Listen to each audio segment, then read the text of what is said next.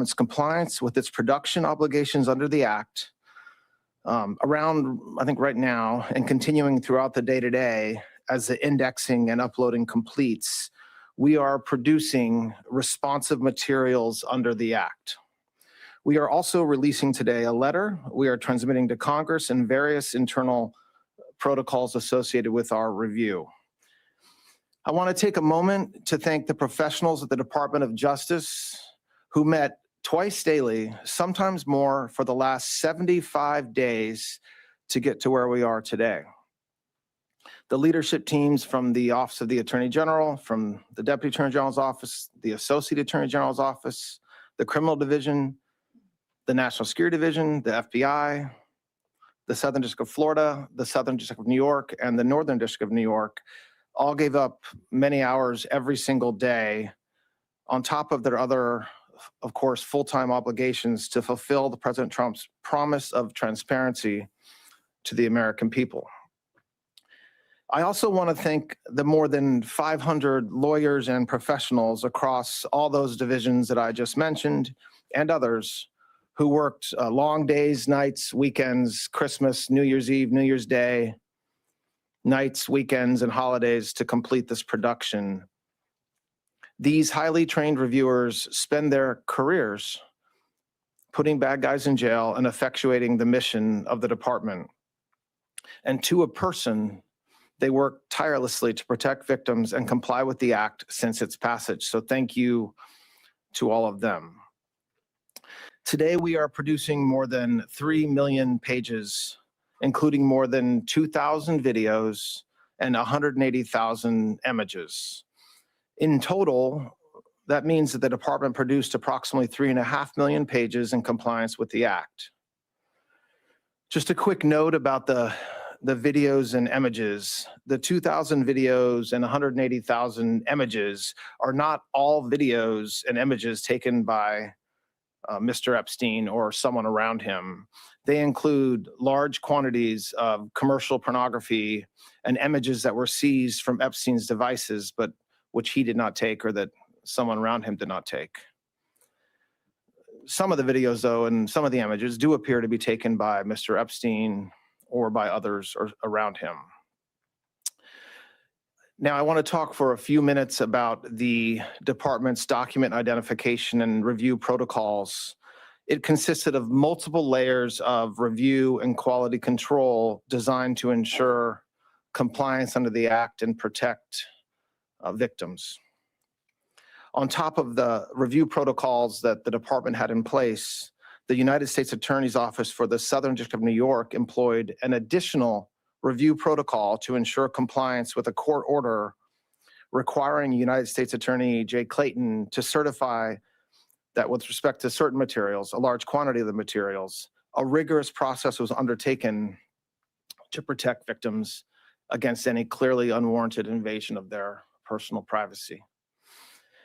The department's collection effort resulted in more than 6 million pages being identified as potentially responsive, including department and FBI emails, interview summaries, images, videos, and various other materials collected and generated during the various investigations and prosecutions that the Act covered. We erred on the side of over-collection of materials from various sources to best ensure maximum transparency and compliance, which necessarily means that the number of responsive pages is significantly smaller than the total number of pages initially collected. That's why I mentioned a moment ago, we're releasing more than 3 million pages today and not the 6 million pages that we collected. Imagine being able to build an app with your name on it, just by thinking about it. Meet Base 44, a complete AI creation platform. I want to address what we didn't produce. The categories of documents withheld include those permitted under the Act to be withheld, files that contain personally identifiable information of victims or victims' personal and medical files, and similar files, the disclosure of which would constitute a clearly unwarranted invasion of personal privacy. Any depiction of CSAM or child pornography was obviously excluded. Anything that would jeopardize an active federal investigation. And finally, anything that depicts or contain images of death, physical abuse, or injury, also not produced. Although the act allows for withholding for items necessary to keep secret in the interest of national security or foreign policy, no files are being withheld or redacted on that basis. Further, as we previously stated in our December 19th letter of last year, the department withheld or redacted files covered by various privileges, as we always do, including deliberative process privilege, work product privilege, and attorney-client privilege. As you all know, under the Act, the department must subsequently submit to the House and Senate committees on the judiciary a report listing all categories of records released and withheld, a summary of redactions made, including the legal basis for such redactions, and a list of all government officials and politically exposed persons named or referenced in the Act. We will do so in due course as required under the Act. I want to talk for just a moment about the redactions that will be obvious to anyone who reviews the materials that we just produced today. In addition to the documentary redactions, which includes personal identifying information, victim information, and other privileges, there is extensive redactions to images and videos. To protect victims, we redacted every woman depicted in any image or video, with the exception of Ms. Maxwell. We did not redact images of any men, unless it was impossible to redact the woman without also redacting the man. To this end, though, and to ensure transparency, if any member of Congress wishes to review any portions of the responsive production in any unredacted form, they're welcome to make arrangements with the department to do so, and we're happy to do that. I want to talk for a minute about something that is important. Every single day of the year, the Department of Justice investigates and prosecutes those who abuse and traffic young women and children. Just last year, the FBI located over 2,700 victims of child exploitation. The Department of Justice found and terminated 3.8 million dark web pedophile accounts. In August, we charged 11 defendants for extensive sex trafficking in Los Angeles of illegal immigrants and underage women. Last month, we charged 5 men who were engaged in a sadistic sextortion network of deranged young men abusing women. Over the past several months, last summer and into the fall, we executed Operation Restore Justice, rescuing 205 child victims and arresting 293 offenders. I point this out because I take umbrage at the suggestion, which is totally false, that the Attorney General or this department does not take child exploitation or sex trafficking seriously, or that we somehow do not want to protect victims. We do. There are some select members of Congress and some in the public eye, including those most critical of our efforts at full transparency under the Act, who remain silent as to all the work that we have done and continue to do every day in this space, while quickly pointing a finger at the Attorney General or this department because we were careful in our review of millions of pages of documents over the past 2 months. The Attorney General, the Director of the FBI, and our partners throughout this administration work hard every single day to protect the most vulnerable among us. With the production of this magnitude, mistakes are inevitable. We, of course, want to immediately correct any redaction errors that our team may have made, and so the department has established an email inbox for victims to reach us directly to correct redactions and any concerns when appropriate. That's been in existence since December, and we've been doing that since then. Finally, a very small portion of the documents collected pursuant to the Act include materials that a law firm produced to the SDNY in 2019 pursuant to a grand jury subpoena. This was during the criminal investigation of Ms. Maxwell. We determined it would be prudent to seek an order from the court in the Southern District of New York seeking production of these materials subject to the protective order in that civil lawsuit. To that end, the department has filed that motion with the appropriate judge in the SDNY, and if that motion is granted, we'll release those materials with appropriate redactions immediately. Today's release marks the end of a very comprehensive document identification and review process to ensure transparency to the American people and compliance with the Act. The department has engaged in an unprecedented and extensive effort to do so. After submitting the final report to Congress as required under the Act and publishing the written justifications for redactions in the Federal Register, the department's obligations under the Act will be completed. My wife said, if you win, we'll fly to Asia.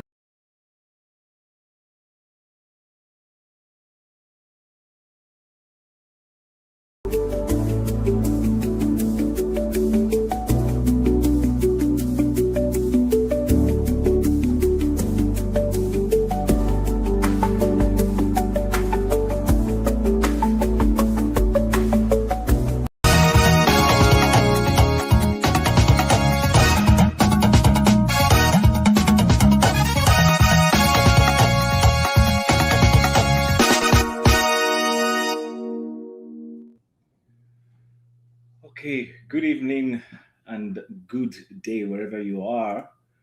My name is Chimezie. This is a very unscheduled show for tonight, intentionally done because we want to appease some people who wanted to bring up the conversation. So, in particular, I'm referencing I Speak the Truth. If you're available, I will wait for you. I intentionally set up this so that you can see that there was nothing hidden or intended to stop you from sharing your views on the Epstein files, because you kind of felt that every time the name Trump comes up, you were shut down or there was an effort to evade having a conversation. There is no such intention. So I'm going to wait for you, and for as many as would like to come in and let's have a conversation, a civil conversation on this file. It's an evolving news. The files were released sometime yesterday by the State Department, and that's why I intentionally played that video first as a salvo to help us get context as we discuss. So, I Speak the Truth. If you're available, I would love to have you come in, just like if he has, so that we can have this conversation. It's an evolving and, just upcoming news. It's not something new. We've been discussing this for quite some time now, but it's evolving. So, welcome. If you're the first person to show up, you watched the video. What's your take on it? Honestly speaking, I'm not interested in that Epstein case, honestly speaking, because I don't know of what good is it going to do to what is happening. It's not going to get Trump out of power. So I don't even know why people are so fixated. We know what happened, mentioning Jay-Z's name, Elon Musk, Trump. Okay, so what? Where do we go from here? Honestly, that's the least of my problem. When people all make a comment and say that's a distraction, release Epstein file. Okay, they have released it. Now what? No, but the thing is this. I hear you and I agree with you. But the thing is this. So before I make this comment, I've always been of the view that in every society there are kind of untouchables. Every society has that. It doesn't matter how civilized we think the US is, there will always be some news item or skirmishes or infractions sometimes that the law has a way of meandering its way through, but people feel that Iran bombing Nigeria, talking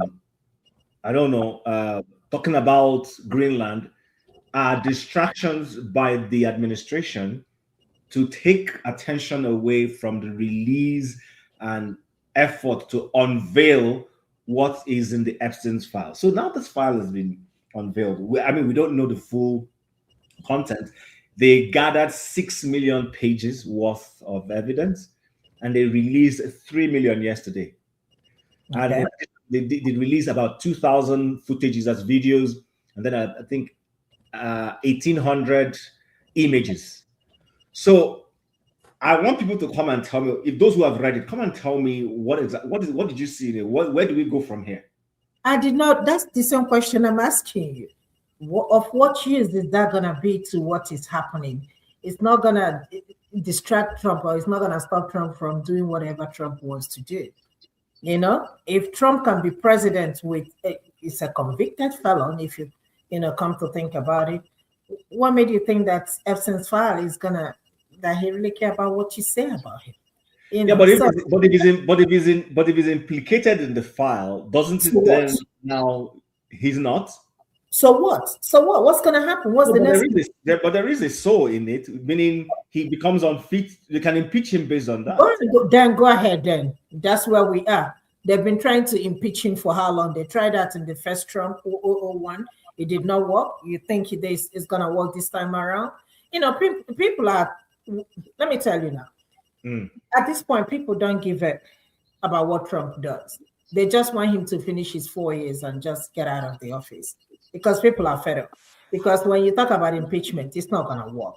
Even if the Democrats, even if they take the House and the Senate, I don't see that happening. It would be very difficult. So you will see some Democrats that was going to support him. So, hey, listen, Trump knows how to play politics. Okay?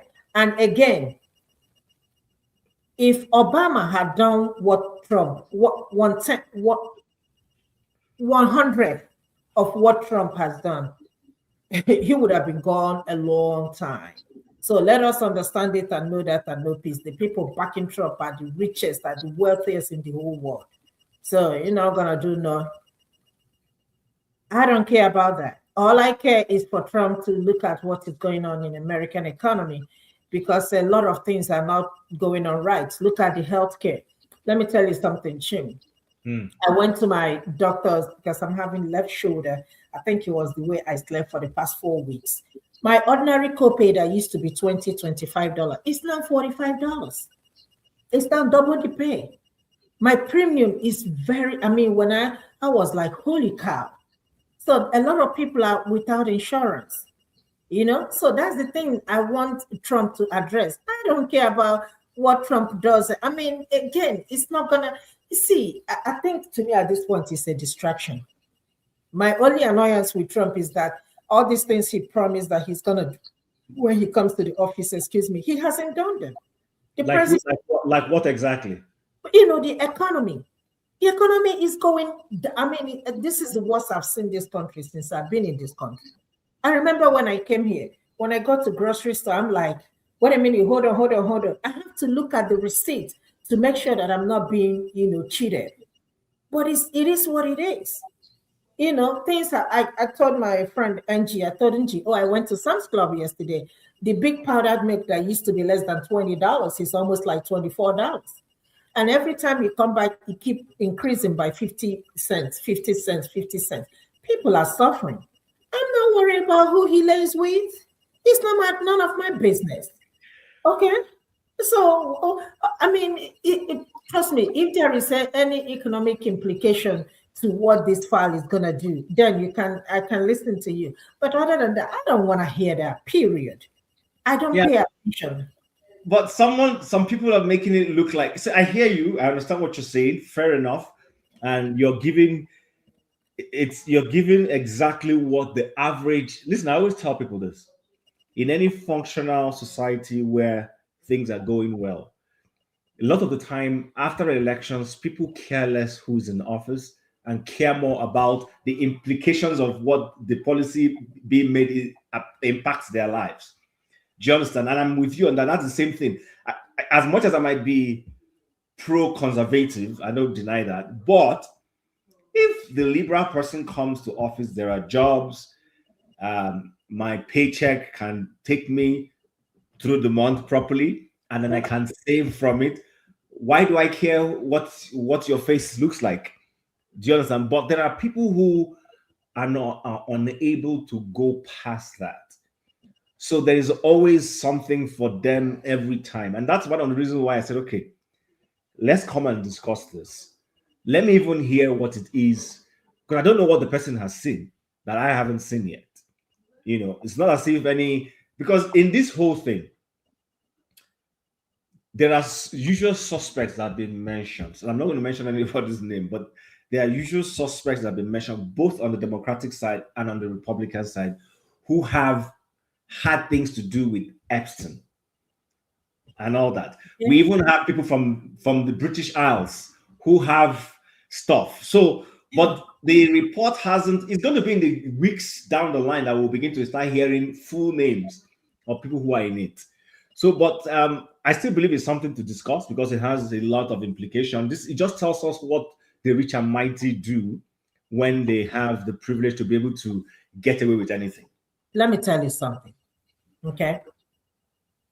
I'm giving an example. If they name all the people, including Obama, let's say Michelle Obama's name is Anita, everybody, Bush's and his wife, again, so what's going to happen? Are you going to try them? The only thing we will talk 1 month, 2 months, we're going to forget about. Look, again, I'm worried about the average person on the street. Okay? They will be fine. These are the top rich people, or majority of the people that were mentioned in that file. Trust me, they are all millionaires, or maybe they are very comfortable. Let me use the word comfortable. They are very comfortable. So nothing is going to happen to their wealth. That's one thing for sure. They're not going to go to jail. That's one thing for sure. Again, what I am concerned about is that Trump ran this second tenure on the ground that the economy wasn't doing well. And that was the reason why a lot of people voted for him overwhelmingly.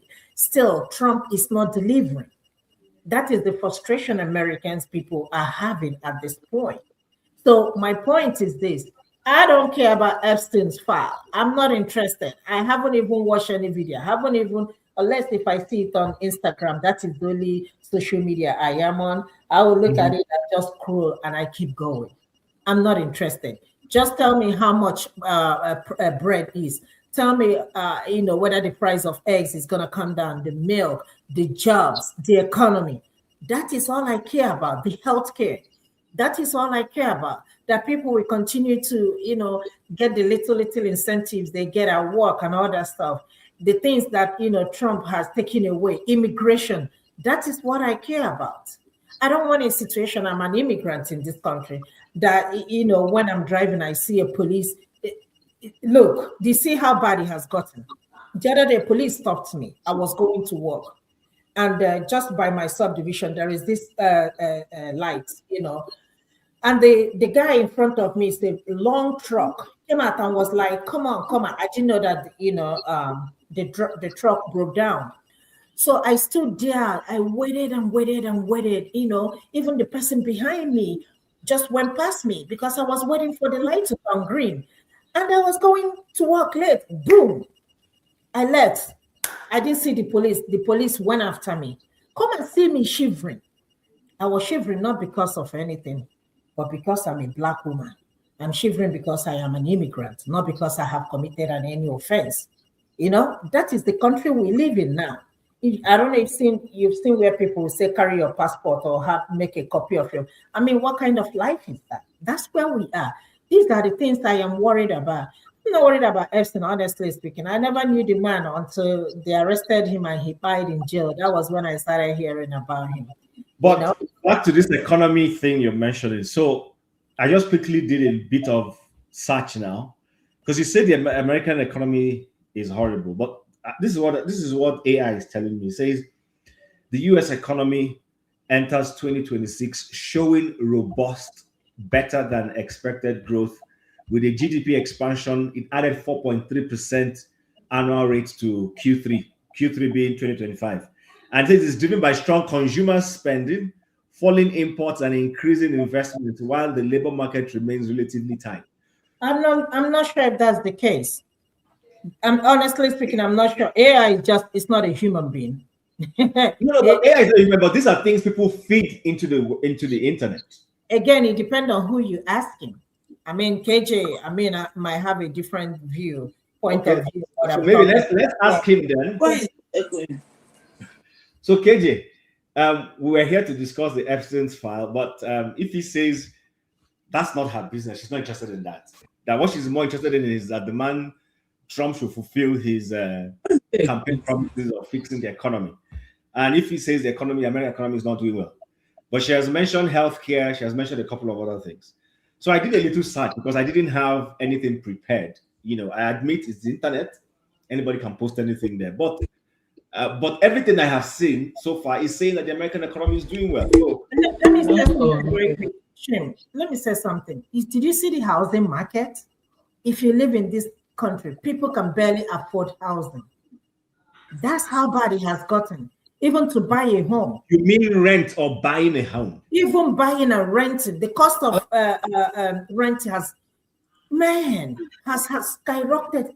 See, let me tell you something. Like I said, I mean, KJ might have a different view. But again, with what is going on in this country, this is not the country I used to know. That's the way I can say that. Okay. So KJ, please, what do you think? Both, you can take it up from the economy and then go into Epstein, whatever it is. I'm waiting and hoping that. Because that's why I came in. I don't have enough this thing to discuss the American economy. But I would simply say I thought that the guy who was I speak the truth was going to be here because he was the one saying he has so many facts. He has this, has that to show us. So everybody was looking forward to it, but here we go. He's not here. But what I will say about the Epstein file is that, well, over 3,000 documents. How do you even know? How do you get to read through it? No, over 3 million. Over 3 million. So how do we go from there? So we just have to believe on the journalists or the journalists who will go do that job, read through and summarize for all of us. For me, I tried not to, here's my challenge, Chim, and that's where I am. If you look at what's going on in America and then look at what is going on in Nigeria, I, as a Nigerian, don't have any moral right to discuss what's going on right now in America, because our own even worse. Even the man will know that the man is a certificate forger. We allowed him to be there. And he has now forged everything in Nigeria. Everything has been forged. Everything is forged. The only thing they've not forged now is food.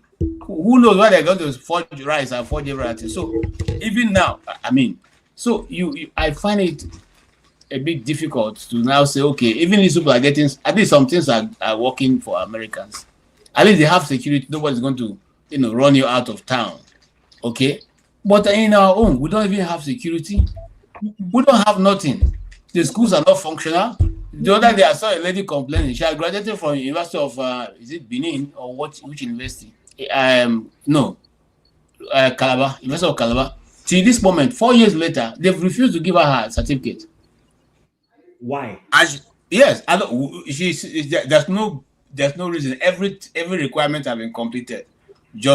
And I can understand, because just sincerely sitting here, I paid 5 years ago to get my transcript from my old school. Me, when I did the university, I was one of those people where even the VC know I was not just a student. I was, a super student. Okay, everybody knew me. In fact, when I got into the place to ask my transcript, the people stood up because they know me. They were all, lecturers' children at that time. Children. I mean, when I say children, 10 years. And till today, 5 years down the line, haven't paid money, giving them money to wash their hands because they say, "Oh God, they wash our hands for us." I gave them money to wash their hands, gave them money to even, do all they needed to do. I still don't have it. So we are dealing with a place where no matter what you do, the system just refuses to change. Then who am I? The system refuses to change. You were here today. Somebody is arguing that whatever Soludo says is correct, but you live in a society where even if the government do something, you go to court and take the government. You're not afraid. You go and stand, and then lawyers will come and defend you and say, "Yeah, government, you are wrong." And then you get judgment in your favor, and you say that the governor of a state can go to the market and tell everybody that, look, if you don't resume by next week, in fact, if you're not careful, I'll bring bulldozers and bulldoze everywhere down. And we are all clapping for him. And some people can come and defend it. Even Oti, who is a lawyer, can come and defend that statement. Because you think you have position, Abi, and you think you're going to remain there forever. I don't think those people look behind to see. I mean, why? If you, for those of them who are talking, if you even want to tell me that Soludo is doing that on moral grounds, let's look at his family. Is he a very successful father in the case, as the case may be? So don't throw stone in a glass house. That's what those reggae musicians used to sing those days. So we see Anambra all of a sudden becoming a place, we are, anything goes. You just talk to. Since when have Igbo started talking to people anyhow? Since when did you come to a point where we are called Ohaneze? That's what we're saying now, Ohaneze. You call Ohaneze and you talk to them anyhow. Is that our custom? Is that our tradition? You can stand as a. This don't happen. No. Just imagine they call the whole Ohaneze, okay, and then one man, because the professor come out, can't tell and say, I'm telling you, I'm giving you so and so, I will do this. It doesn't happen. It doesn't happen in Igbo land. But you see, when they have gone to get their check from their paymaster, they think they can do anything and say anything and get away with it. Majority of them are afraid of Nnamdi Kanu. We know that. We know that una dey fear Nnamdi Kanu. And so you do everything possible to keep him there, because you know that when he comes out tomorrow and say, if he is going to be governor of Anambra State, that's it. That is what people are afraid of. And you are not afraid because he holds any age above you. You are afraid because you don't want to do the right thing. Because if you do the right thing, he will come out and be irrelevant. Like as it is now in Abia State. I think our uncle, you and I, you know, our uncle now. So both of them are our uncle. They are our people. But the Abia people have now said, both yourself and your brother, you're not going back to the house, and they are going to fight for that. And I support it 100 times. If you see me sitting here, if I have a telephone call with Alex Oti, I'm going to tell him, if he needs you to use 1 month of Abia State money to run that election and run them out, do it. I'm serious. Because these people, when they finish eating, they begin to behave as if there's nobody ever existed again. And Odious Okalu forget that a man we slapped in Germany is now in prison in London. Who knows? His own maybe in Australia. When you go to the prison, he Odious Okalu. So, but this is what I want to bring in here, because you brought that out. Because I also see people comparing Trump with Tinubu. Don't go there, Chin. Hold on, hear me out now. Chin, don't even start. There is no comparison. Hear me Nothing out. to compare. Okay. Wait now. Okay, sorry. I'm telling you, people are making those comparisons. Okay. People are saying things like, why is it that when Trump does this? And I told someone, I said, Trump is leading in a society that has functional systems. In other words, if he overreaches and they genuinely want to take him out, the system can take him out. But here we have a president who, at least, look at this Epstein file. Even if his name is there, he has no choice. He could not stop it. He got released. Right? Whether there will be a prosecution afterwards or plea bargains is a different issue altogether. But we have a president who sent a bill, a tax bill, to the National Assembly. The National Assembly passed one and handed back to him. And the one that has been signed into law is not what the National Assembly passed, which means it's been doctored, and that's an offense. Has the man been held guilty or held accountable for it? The answer is no. So that's the comparison. Chim, this is not even a discussion. This is not even a comparison. We have a president, me and you, all of us here, we don't even know our president's age. He told us that he is 73. I lost an uncle that just passed on Tuesday. He died at the age of 90. If you see my uncle, he lived well. In fact, he looks younger than Tinubu. And I'm like, what are you talking about? He lived well. You won't even know that he is 90. If you hold on, Chim, hold on. You will continue. I want to throw in this. But somebody can be sickly and be a young person and look. Then step out or step down. Please leave the power. It's not your father's property. In order for you to be the president of 200 and something million, you have to be healthy. Why do you want to grab power by fire or by force? Let me tell you something. You know, when people come here and say Tinubu is the master strategy, he is the Jagaban of this, I'm like, you people are stupid. Let me tell you, if I were Tinubu, if Tinubu is the master strategy, let me tell you what he could have done. He could have used every strength and every might that he has and do something for Nigerians this first tenure. Then second tenor would be like, okay, let him hurry up and get up and get out of power, right? But he did not do that. If Tinubu had worked for us, he won't be going around asking people to join APC. We Nigeria will vote for him. But the reason why he's doing all these shenanigans that he's doing is because he did not achieve anything. He hasn't done anything for the citizens. We don't even know whether Tinubu is a male or female. All the things he lied to us about. I mean, come on now. How are you even gonna say Trump and Tinubu? Please, let's Trump not hear this thing. I beg. In a country where I live, where I currently am, it's almost 9:30. I can get up at 12 a.m. and go to work. I'm not worried. You can get up 2 a.m. My friend, they just went on wakekeeping. They will be there 2 a.m., 3 a.m., and everybody will go home. They're not worried about security. If anything happens, you know the number to dial. But it's not so in my country. You know, you can't even here you can question police. You can't do that in Nigeria. You will collect slap. I don't know if you saw the video of that young girl. They asked what she wants to be when she grew up. Did anybody see that video? Yeah. Can you imagine? Can you just imagine? Because they're collecting 10 naira and all that. That is the only thing she knows. Come on. But we live in a world that when you see police officers, you admire them, you respect them. Mm-hmm. I live in a country where I can, directly call this number, let my complaint or what my problem is, and it will be taken care of. Can you do that in Nigeria? Of course, no. What's this governor? Is it what's this governor that is chasing this girl that criticized him? Is it what's his name? No, not Makinde, the other one. I can't think of his name. Which is it Southeast or where? No, Southwest is the Yoruba that is very arrogant. Oh my goodness. The one that was away. Where did Anthony Joshua had an accident? Ogun State. Ogun State governor. And this lady that is an activist criticized him. Now you're suing the girl to court.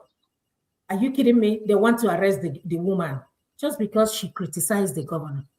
What did she say? That there is no ambulance. Is there any ambulance? If anything happens to you in Nigeria, can you call an ambulance? No, you cannot. Can you call police? So why would you even bring this topic? It's no comparison. Yeah. You live in a country that is the best country in the whole world. There is no difference between Canada and America. Anyway, forget about it, just the name. It's the same thing. You have everything that you need. Imagine if we have winter in Nigeria. Do you know people will be buying like cocoa, like boom, boom, boom, boom. And look at what your minister said today. So electricity is a luxury. That's all he's saying. So in order for me to enjoy electricity, when I'm leaving in the morning, I will turn my refrigerator off. I'm going to turn my AC off. I'm going to turn my lights off, everything off. Then when you come back, then you turn it back on. You see the people you have in power. Will any sensible person in your country where you live make that kind of statement? Or even here, Uncle KJ in Maryland, will any of your politicians make that kind of statement? And she told me that, they lost power. And they told them they're going to bring it at 8:30. She was calling me. I know that they brought the power. Can that happen in Nigeria? No. So why are you even going to compare that? It's nothing to write home about. You're telling us that you have distributed 5,000 naira. I'm very realistic. If Tinubu can live on 5,000 naira, I don't have no problem. Then we will tell you that he has done well. But if he cannot live on 5,000 naira, please stop disrespecting your citizens. Stop disrespecting them. All your politicians, none of their key schools in Nigeria, they all go London. London is their capital. But how many of American politicians, they all go to school here.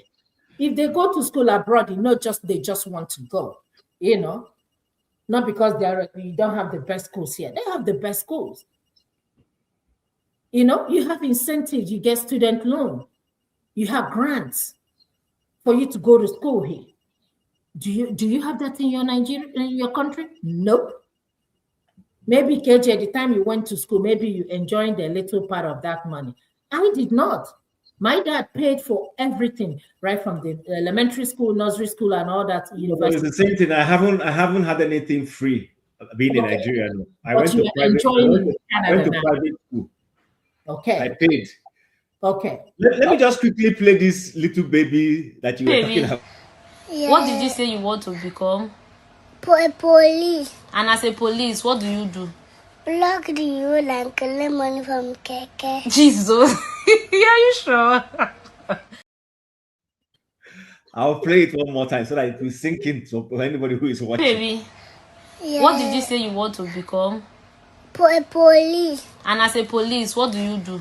Block the road and collect money from Keke. Jesus. Are you sure? So you can. I'm ashamed. When I saw that video for the first time, I was like, no, this cannot be. Where did this girl get that kind of? That girl is not to 6 years old, is she? Or she probably. That's what she knows. That is the Nigeria she knows. You can't tell her otherwise. Okay? You can't tell her otherwise. And that is the mindset we have until whenever, maybe if she has an opportunity to travel outside the country and see how things are done differently, be like, oh my God. But if not, this is the memory she will have the rest of her life. And you are comparing Trump and Tinubu. So that is our future. Even though I've stopped believing that the future belongs to the young in Nigeria. It doesn't. The future belongs to the old. The more you get older, the more the future belongs to you. And that's how they've kept, think about it now. In primary school, I read Adamu Chiroma as Federal Commissioner for Finance. I read that in secondary school. I read it in my university. I met him as a person. There's a great Adamu Chiroma that I was reading about when I was like 11 years old. Mm-hmm. He was still in government till I finished university, served in NYSC, met him, as a journalist. I met him again. And this time, he was not only tired, he was on a wheelchair, but he was still in government. Yeah, he was Minister of Finance in wheelchair. Yes. So I asked them, the day I saw him, I almost ran away because he was looking like a ghost. And I asked my colleagues, is this the only man who knows finance in this world, in Nigeria, that had to be on this position, being wheeled around on this? You can see that this man needs rest. That is the country we are in. And you tell me I should come and sit and begin to criticize the people who are the leading economy in the world. Their economy is the leading. They are still leading, despite every stride that China have made. America stands way off, way far off. And then look, the truth remains. What America have achieved. If I was the Nigerian president, what I will do is send my people to come and study how we can improve, and we can do that and be able to give a better life to our people. Not that you are now. You know that from now on, when you send money to Nigeria, it will be taxed. When those your relatives, for instance, if you send money to your relatives, say, okay, distribute this money to your five of your other relatives.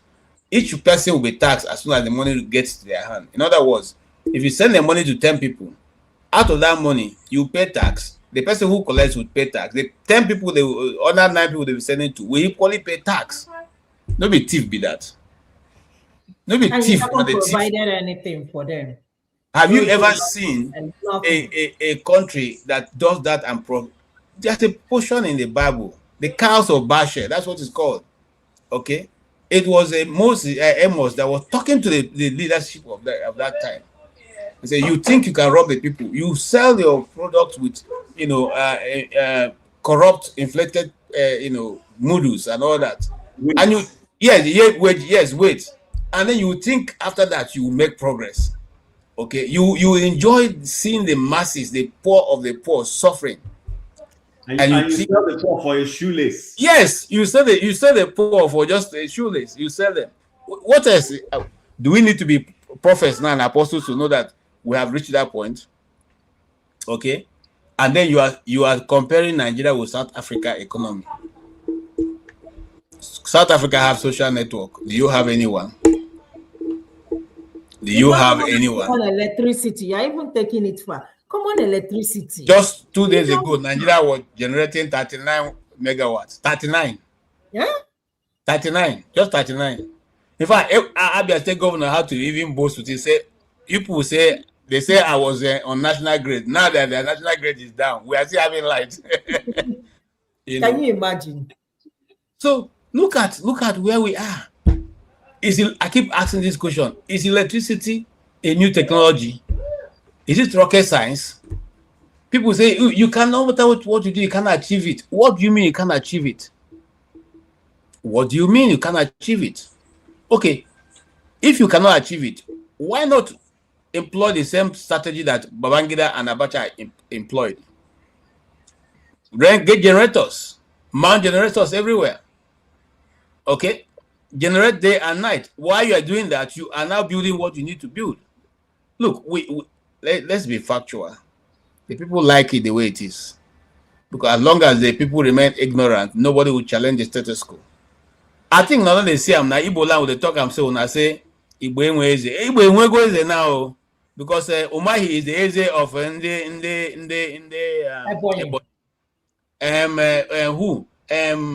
is the other person? Oji Zokalo is trying to be eze now in Abia because Unwe and the government, you know. One year on a government, one on a government. Okay, who is the other guy? Who is the other one? Who's the madman of Cross River, River State? His son is also Wike is now Eze in the River State. Okay, who can tell a sitting governor who I've always said the man is Akamu on this program. When Wike was in government, Rotimi Amechi wanted to use the stadium. Wike insisted. In fact, they even carry sand, go put everywhere, block the gate. They couldn't use that. You are in government. You saw when this thing happened. They play like it's either you want to fight or you don't want to fight. If you don't want to fight, just keep quiet, complete your years and move away. If you want to fight, then bring out your chest and fight the fight very well. You're a sitting governor. Somebody came to your state and say you should have not opened that stadium. You see what they will do. They will get it. In the first place, I will run out of that nation, out of that state. If I need to use all the money to run you, I'll run you out. The next time you come there, I will give you conditions. We have seen it before now. We have seen it, so it's not a new thing. But you are just there sitting and they're look. A friend of mine said, "Gone are the days that Christianity used to be. If you slap me this side, I turn this side." That day don't go. We are now the days of Hosea. You take your Bible in your right hand, you hold your javelin or your sword on the other. Any person try you first strike him before you show him the passage where there for the Bible. Look, I once had an interview with the Israeli ambassador in who called the nation, the country, and the guy told us, "You see why Israel survived? Israel doesn't wait for anybody. If you hit them once, they will hit you 2 times harder, so that as you are feeling the pain, you know, say this way, no be way to go again." It's called deterrence. Yeah, they said they will never. I said, use the word never succumb to make you say, go discuss for peace. No. If you mistakenly hit Israel, Israel will hit you harder. And he told us, if you need to see this guy, he said he was a colonel before in the army. He said, as you see me, as I'm sitting in this my house, I know the places where Adnan Akalono, where the Adnan Akalono in this his house. And as I was seeing him, I keep the Akalono now. Only one move when you go make, you get like 5 of them to respond. So if we live like that, all this nonsense will have stopped. I'm telling you the truth. If we live like that, people will not take us for granted. You know? But we say no, we are Christians and we are gentle people, and there's a time for gentility and there's a time to show that yourself. And there was an where Dan Iska. Me too, I be Dan Iska. If you tell me Shege, I'll tell you say Shege Barao. You know? So, but I'm telling you, because if you leave madness to one person, after a while, you go contact another guy. You know, and you see, that's why I like this guy who came today, and that's the life of the two people. I tell the two people that they have many No, but similarities. again, I hope what's his name showed up because he's from the same state with him. Oh no, John Abba didn't show up. I thought he was going to show up, but he didn't show up. And Frank Uto has been on this business. You know, I was saying on this channel that I went to David Mark's listen to do the story of David Mark's village when it was striked. Mm-hmm. And we even had to run for our life because the remaining Fulanis wanted to take us for Suya. You know. Really? Oh yeah, that story for another day. You know, you know. But that is these people. The T people said, look, if we leave these people, they will wipe us all off. They wipe us out. So now they are also fighting back. And let me even say this on this channel. They've gone now to start a thief television house. So you don't want to carry their news, they will carry their news themselves. Okay? So if people will say, oh, government has given you instruction not to carry the genocide going on in Nigeria, okay, until government say this is happening, you be a mouthpiece of government. People now are going to be broadcasting their own issues on their own radio. It's going to be a thief radio station. Television station is almost ready to take off. Okay, and so people like Frank Uto has been, in the epicenter of what is going on. Everywhere you were talking about, I know those places, and I know how they used to be. The way most painful part, Chim, is that his community is a place where any time of the year you get to that Kadroko, you must see yam. You must see yam that will full maybe more than 10 trailers. They are always there on the road, whether day or night. In fact, if you get there at 2 a.m., all you need to do is just stop in one of the location or one of the shops. The people will come out and sell yam for you. Everybody knows, Kadroko, Bajimba, and all those places. These are the major farming settlements or towns in Benue. And government is keeping quiet. These people are being wiped off. And then tomorrow you say there's food shortage in Nigeria. The other place they're also trying to wipe off is a place called I forgot the name. My friend comes from there. She used to be representative of that locality. Okay. Now they are also wiping them. This one now is the biggest yam market in Benue. Trailers come from Lagos to come and buy yam and load in those places. Biggest yam market. They've chased almost everybody away from that place. And then if the government can't even act on these things, what will government act on? And then Soludo is coming to go and worry traders who they're not asking for anything. They're not asking for electricity. Do road for them. No pipe water. No, that any of those things are available. Nothing. Why is that, Chim? Only your people, they show power for their people place. Well, it's not so. Okay, so here's my take on. Did you ever read? Where is that book? I think I have it somewhere here. Hold, just give me a second. It's called The Accidental Aha. Arifai book. Yes. I've not read it, but I've had the story. Look at it. I read it. I read this book as thick as it is, from cover to cover. From cover to cover. It's not what there are books I have. I read halfway and I left. I finished this book. There was a reason why I finished it, because at the time when he published this book, he was running away from Yaradua. When Yaradua came into office, Yaradua went after him and the current National Security Advisor, Nuhu. Yaradua went after both of them. I still don't know. Then we were like, why is Yaradua going after these people who worked with Obasanjo? That the title of the book is The Accidental Public Servant. In this book, this man extracted 3 people. He talked about the key people who worked under Obasanjo as ministers and managed one or two portfolios. He talked about Okonjo-Iweala. He talked about Madam Obiose Ekwesili.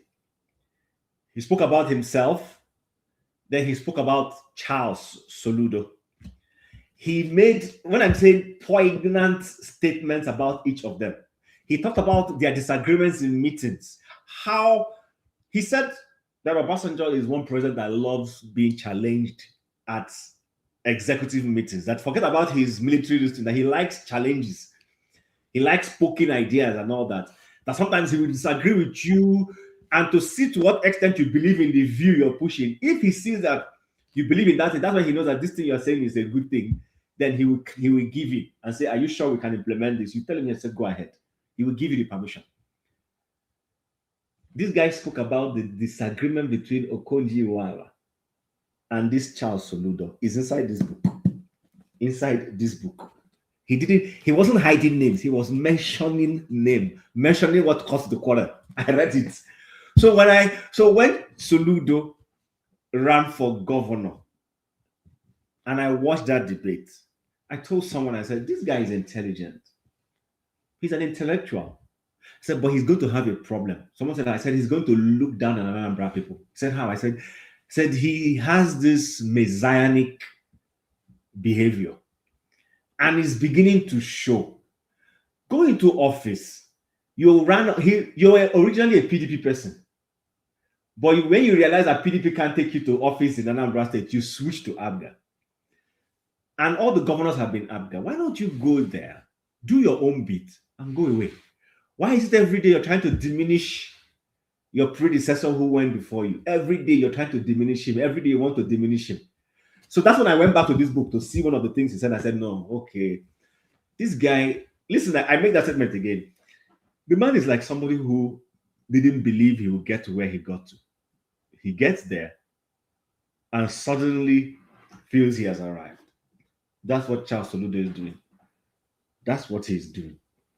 Somebody who said, why must it always be so and so person's name only? What about me? Is inside this book. And what about me he meant was, why is it always that when there's an economic progress, you say it's Okonjo-Iweala? Every time there's an economic progress, it says Okonjo-Iweala. Am I not around? Am I not doing some economic things? Kid, I'm not kidding you. It's inside this book. It's written inside this book, word for word. So anybody who, that is why I knew, when I said what I made earlier, people were like, you don't even know where I'm coming from. The guy feels that he's very entitled. Yes, he's a professor here, he's educated and everything, but he needs to slow down. Just serve the people and go away. At the end of it, nobody's going to remember you for being your professor or whatever. They're going to remember you for what did you do in Anambra State. So it's easy now when you're in office for people to say you're doing well, but it's actually when you leave that office, that's when your scorecard actually gets really red. So unfortunately, I Speak the Truth didn't show up. I don't think I want to stay too long, unless you guys have something else you want us to talk. Let's say it quickly and then we can go. Unfortunately, like you said, Chim, he didn't show up. And that was why I was hesitant in trying to set it up, because I know that they will say that way. And then when you set it up, they don't show up because they know that basically people are going to come for them and people will be more ready to discuss that issue. He said he has a file on the subject. I don't know why he didn't come. Why does he have an FBI State Department just released this thing yesterday? Listen, I listened to that video from beginning to end. This is the third time, and I intentionally played it first before I even gave my monologue. The man said they gathered 6 million worth of pages. They produced 6 million worth of pages of document on this Epson. And as at yesterday, they released slightly over 3 million of those documents. 2,000 of everything they released were videos of events and stuff that was happening, things that Epstein took himself, or Maxine, that lady. And then they had 1,800 worth of images. So please, when did I Speak the Truth sit down to digest all of this? That he already knows whose names is it. You know, I understand you. I understand you. listen, people make it look like, listen, I'm not a Trump makes mistake, I will say it. Yeah. People make it look like you, oh, Trump. No. The point remains, he is in a system where he cannot stop stuff like this from happening. So celebrate it. For the fact that he, for instance, can come and say, oh, he has stuff. These are the same people who, when you mention Nigeria, they love Nigeria more than you. And I'm wondering, what are you talking about? You live in a society that is functional. You live in a society that is functional. Things are working. How many times since Trump came to office has Trump traveled out of the country? How many times? And stayed for weeks, months. Eh? How many times? And the moment you are landing, the next time you are going. Yeah. You know. The last one he stayed away, he came and stayed on less than 1 week, and he was back to Turkey. Only to go and fall down. And people say anybody can fall down.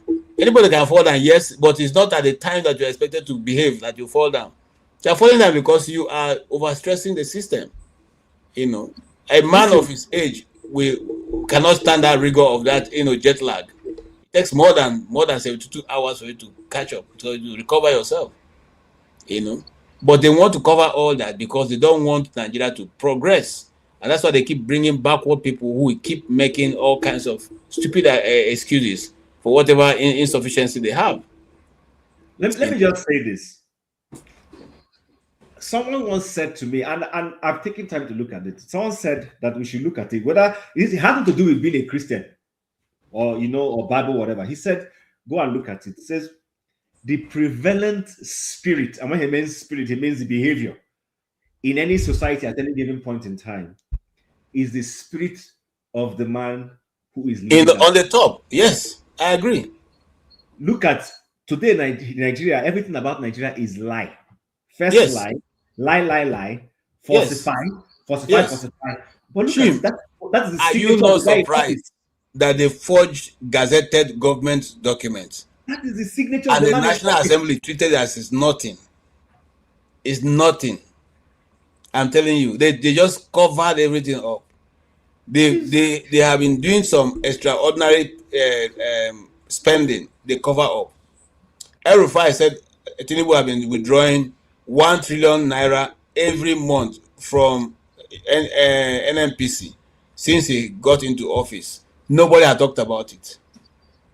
The only thing Nigerian security system understands is IPOB and Eastern Security Network.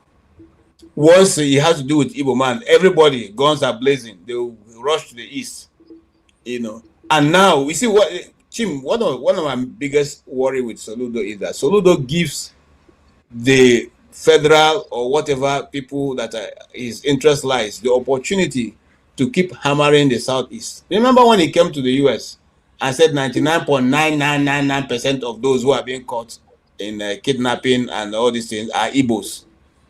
But he has yet to show us any example. Are they not catching people? Why are they not displaying people? What did you tell him in that? I won't stay in that kind of meeting with him.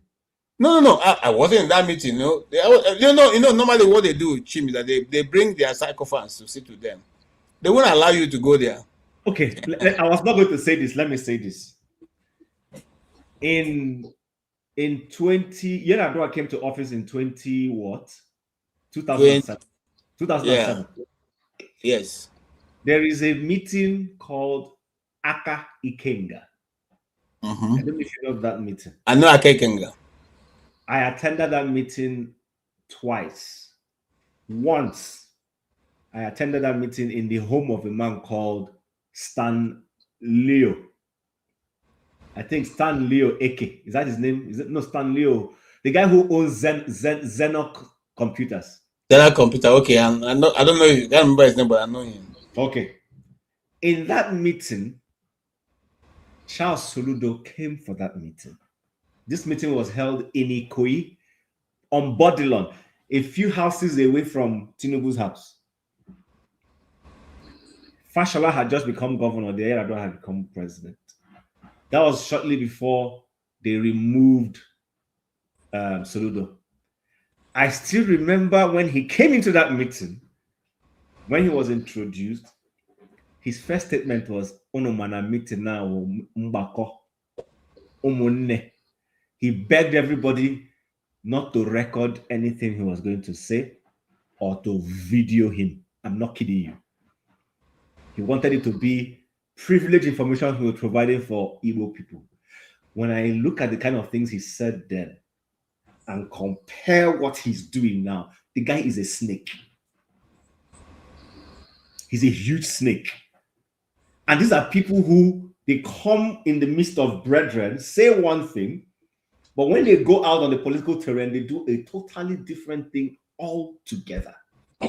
Yeah, you're correct, Jim. Remember that before he became governor, he was the one agitating for IPOB. Yes. He went to a conference and spoke about it extensively, and why there cannot be any settlement except these things agitations are looked into, because they are genuine at that time. Remember, before he became governor, he went to visit Nnamdi Kanu in Kuje prison. Sorry, in DSS dungeon. Yeah. And took pictures and came back and said Nnamdi Kanu have approved his candidacy, and said so many things that Nnamdi Kanu said. And as soon as he gets in, he's going to now make moves to make sure that this thing. What has he done? And then some people come and sit here and they want to tell us, look, whether we like it or not. And I have a lot of respect for Dani Wayanwu. Dani Wayanwu used to be the chairman of not Dan Wayanwu, not Mr. not Emmanuel Dan. Yes, Dan Wayanwu, the one that wears the Akabo hat. He used to be Zenith Labour Party chairman. Thank you. I have a lot of respect for him, because even on national TV, I said it not one, not twice, not 3 times. He said, "Look, let me tell you, anybody who tells us an Igbo leader now beyond Mandana the Kanu is a waste of time." Yeah. He said, "What they as politicians can do with their money to organize that no politician will even get a crowd, with the money to get the kind of crowd Nnamdi Kanu gets." And so, if anybody tells you that Nnamdi Kanu does not matter, the person is making a mistake. This is a politician who has contested for presidency in Nigeria, but he can be able to, and he says it very truly, straight and forward. I will tell you that Nnamdi Kanu have committed no crime. I say it to you and I say it again. I've said it. But if people want to kill him and bring him to the stadium so all of us can cut part of his body and go away so that people can be read. Yes, that's what he said. He told them. So, but you see, people like Soludo can never, because they are hoping. You see, all of Soludo's this thing is for his own selfish interest. He's seen that if Igbos go with Peter Obi, he will never have opportunity of contesting. So consequently, whatever he's doing now is to make sure that he creates a space for him so that the North can accept him. Okay? And it doesn't matter whether he was to accept or not, but he's more interested in satisfying the North. Okay? So that then he can know how to manage the Igbos. The truth of the matter is that he will never get there. This governorship, is going to be last. But that's what all of them are doing. Whether it is. Yeah, but you don't have to sell us. You don't have to sell the people of Indian number. You don't have to. You don't have to paint them in a terrible state as you are trying to do now, to make it look as if they are, Look, the truth remains, just like Kenneth said. I don't know anything about the history of the market, but those who know have spoken about it. The market does not belong to you as a government, and you have no right to say you mow it down because the people are refusing to leave their houses on a Monday. So the question that you have here is these 2 questions or 3 questions that we have. If I was him, I would ask them, do you want us to shift our official working days to Saturday? That's one option I have on the table. 2, if Saturday will not work, what can we do to get people back to the market? I have this option. 1, I will provide enough security every Monday for everybody who is going to come from wherever you're going to come. I will flood police in everywhere in Onitsha so that people can come out, go to market, come back. 3, you can say, okay, let us go in depth. Let us go down and find out those people who are behind this sit at home. Since IPOB said they are not the one calling for the sit at home every Monday, you can do that. You get information. There are CIDs and DSS and all that, police, military, intelligence. You can dig out. But what you want to do, which is what is paining me, is to now give another opportunity to the federal government to begin to send Atari Dakubo and his boys to the Anambra State to go and now start again buying afresh young people, because you say it is IPOB you are looking for. You say it is Eastern Security Network you are looking for. What kind of leaders do we have? Gumi comes out and tells you that the terrorists terrorizing Nigerians are their children. You cannot do anything to them. You can't drive them away. You can't do anything to them. You can't kill them. You can't put them in prison. They are here to stay with us. You take it or you leave it. You don't know what he said? Have the federal government taken him on that? Take what? That guy has said all manner of things and has gotten away with them. Chim, I have a video that I saw on the internet 2 days ago, and I concluded, I just posted it on my Facebook page. I said, if you have been thinking that Nigeria is not finished, buy this video. You know that Nigeria is done. An army officer, I think of the rank of one of the rednecks, came, stood up, greeted the emir, the chiefs around there, they are emirs, and then knelt down or squatted down and greeted Gumi. To Gumi, who now extended. He had to wait for Gumi to extend his hand before he could shake him. But other people, he just put his hand, he shook him. But for Gumi, he had to wait until Gumi extended his hand, then he now shook Gumi. And was still there kneeling, before greeting, and then waved to the other people and left. My brother, we're talking about the man who has the authority of the Nigerian power in this uniform, in his full regalia. Okay? You do know that, I told someone that some of us get small brushes with the army. There are certain things you don't do. Yeah. Army man may be respecting you, but in fact, let me give you a clear example. I lived in the barracks for 3 years. Let me tell you something that happened. When we were in, by the way, the guy who came to speak today, his village is opposite 31 Airborne Brigade in Makurdi. So you can imagine that this is going on just close to his village, and there's a airborne. They know they respond. Okay, in that Airborne Brigade, one day, a colonel's wife go slap one, what they call her, captain. Okay, because of the difference of water, you say, there was a clash, and he slapped the guy. So the guy slapped him 2 times, beat him well. Then she went home, reported to her husband, who is a colonel, and we all say, today we will see what you have for this barrack. The colonel came and met the guy, say, are you the one? I say, come on, you shake him, well done. If you didn't do that, I would have sent you to the guard room. Go home and dress and come for parade. That is the army we used to have. They don't care. He tell you are in your uniform, he slap you. He say, what did you do? He say, I slapped her very well. He said, good, shake me. Go home and get ready and come meet me at the parade ground. He was ready to go to the guard room. So, but now you have almost a colonel. I mean, I think it's a major general bending down to shake Gumi.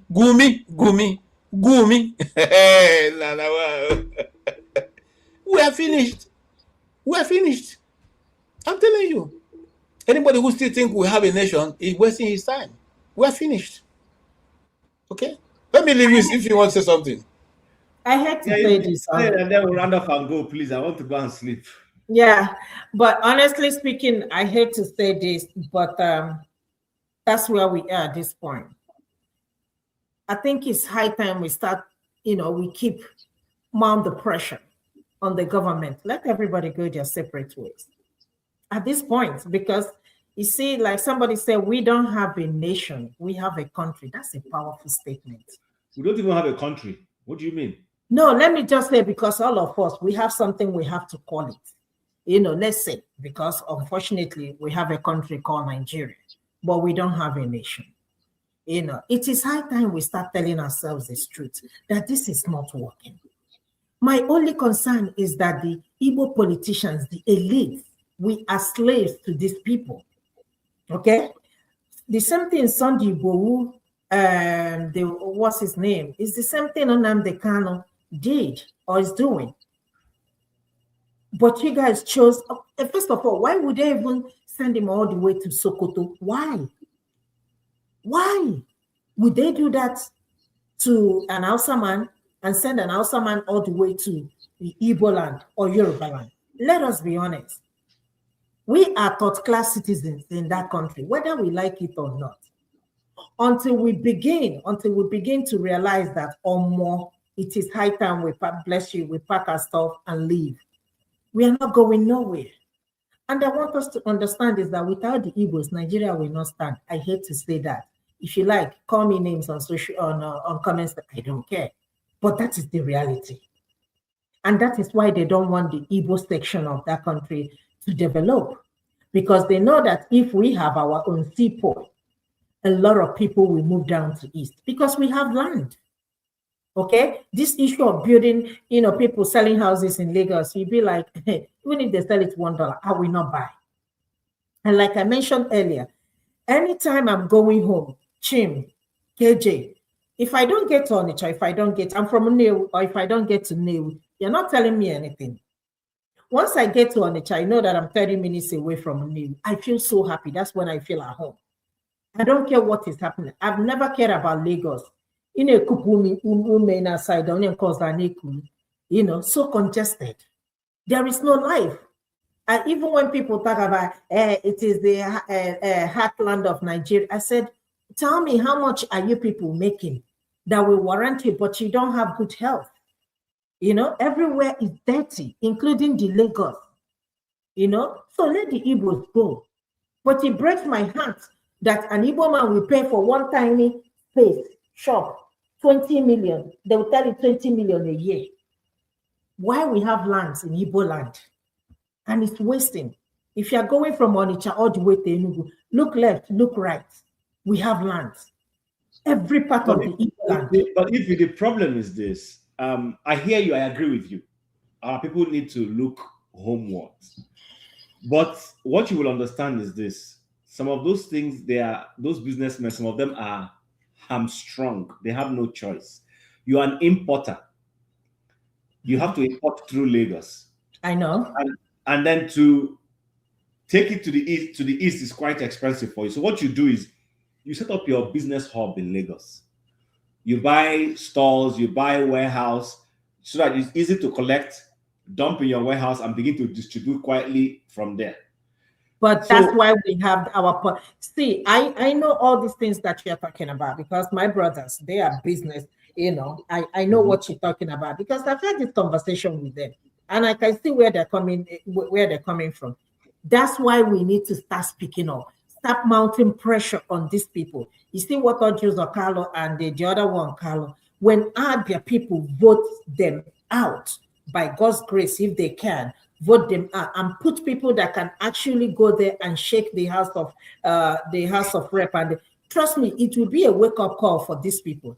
Because listen, let me tell you something. These senators, they have houses here.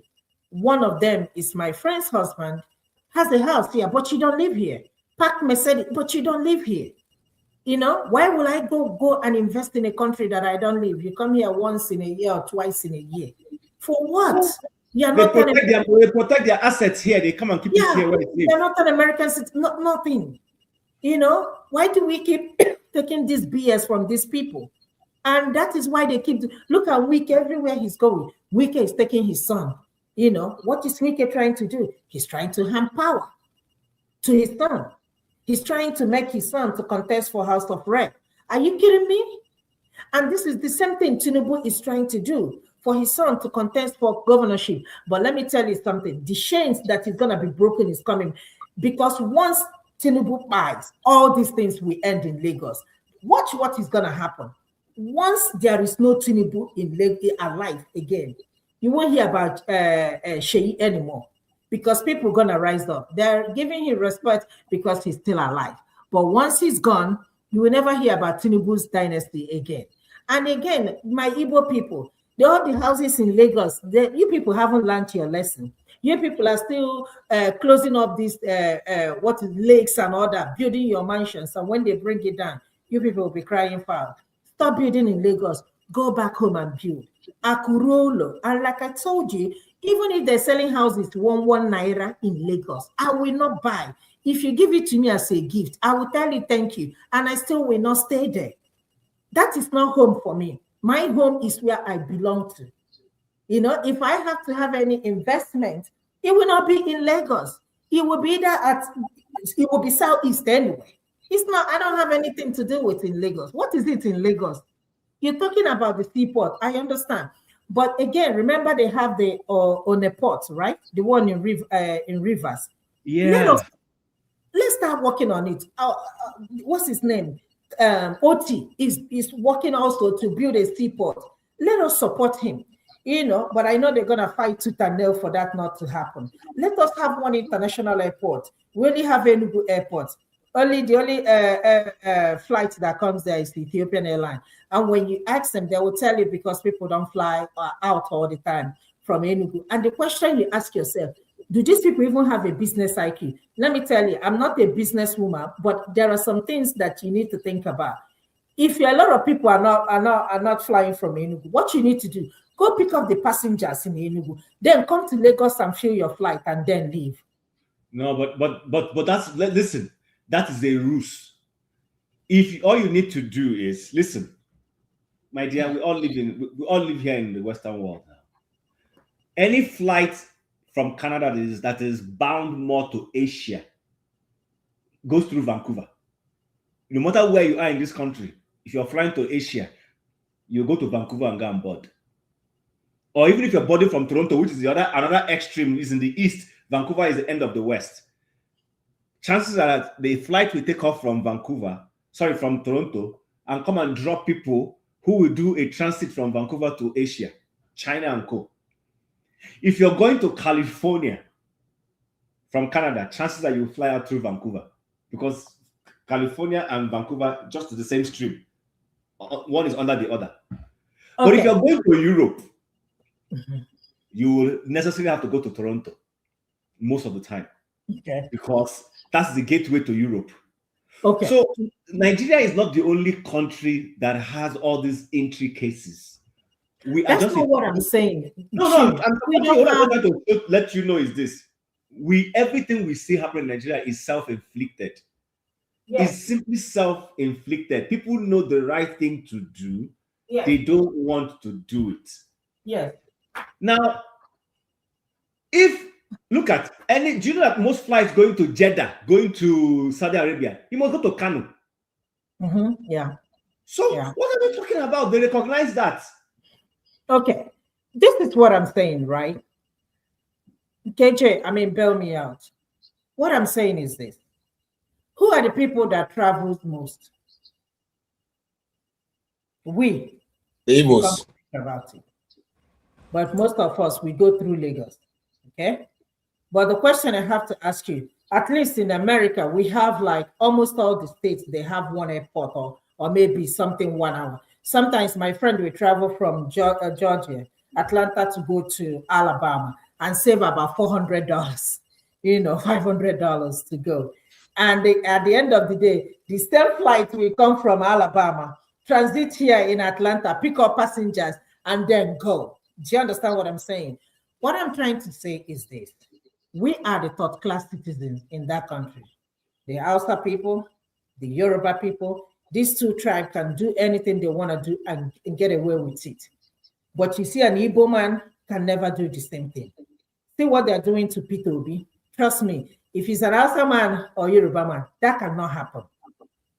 And all they are trying to do is not even only about Peter Obi. They don't want any Igbo man to ever be president. So why should we allow that to happen? Why can't we fend for ourselves? When my father, before my dad passed, he always say, Aga Biafra. I've already said it so many times. Ojukwu, my mom's younger brother, is married to Ojukwu's sister. Ojukwu's house is a walking distance from our house. My father will always say, Aga Biafra, and I've said it so many times. And he will always say, look around the Igbo environment and ask yourself, did you see any Unyausa, Mawunye Yoruba, Unoya, dia Okirikiri? I said, nobody.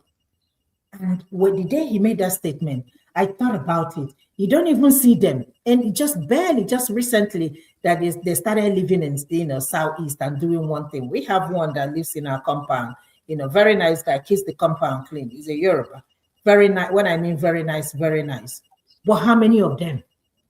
Come to think about it, how many of them? But Igbos, just this Christmas, Igbos went to celebrate Christmas. Lagos, they came about Osara. Itopupin in Lagos, they know there. Just because of Igbos. And you're telling me that everything they are doing is not because of the Igbos. Then build, if you feel that they are useless or they're not useful in that country, let them go. Do you know why they don't want us to go? Because without us, there will be no Nigeria. I'm sorry, anybody can call me anything they want to call me on the comment section. I don't give a hell. I don't care. But that's the truth. Let us stop lying to ourselves. My best friends here are Yoruba. I've called them out here on this platform. I love them today. And they will tell you when you argue or talk with them, they will be honest with you and tell you, that country is not supposed to be in existence. They will tell you. Let us be honest with ourselves. See what is happening in Nigeria. Is that a country? Nigeria is not a country. Also, if you say that, I agree with you. But we use that word country, my brother. Where do we get from here? Is this TM or somebody else? Ching. Oh, yo. In a kind of case, take a 16-year-old, not a high school. Where is he? Has he gone off? CM. Let him put his camera on so that we can bring him. Put on your camera now. He's not hearing me. No, he will hear you because he's in the Once he's ready, you put on his camera. Now okay. Hello. CM, that photograph, was that when you were in high school? Oh, no, I hear you. CM, can you hear us? Can you hear? You're muted. Sorry, let me unmute. Yes, can you? Yeah. Can you hear me? I can hear you. I can hear you. I said that's your photograph. Is that when you were in high school?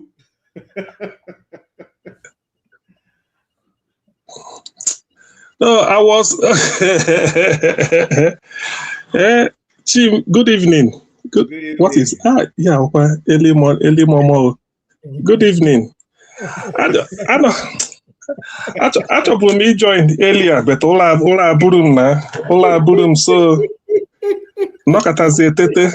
Where for no kado on. I didn't know. They were looking for you to come and I listened to you about Soludo. I listened to you about Soludo and the disaster in Onitsha. I think objective view was given by KJ, and I like the way KJ analyzed it. KJ had a very, very insightful, intelligent view. The problem with Soludo in leadership, when we have anthropology, you have to know the culture of the people you lead, how you give them. That's why in the North, they protect the bandits and terrorists. That is their culture. They feel they can do it. You can't sacrifice your people because you want to please somebody somewhere else. No, it doesn't work that way. But one important point people fail to understand, or you people miss, even, every month, those people pay tax.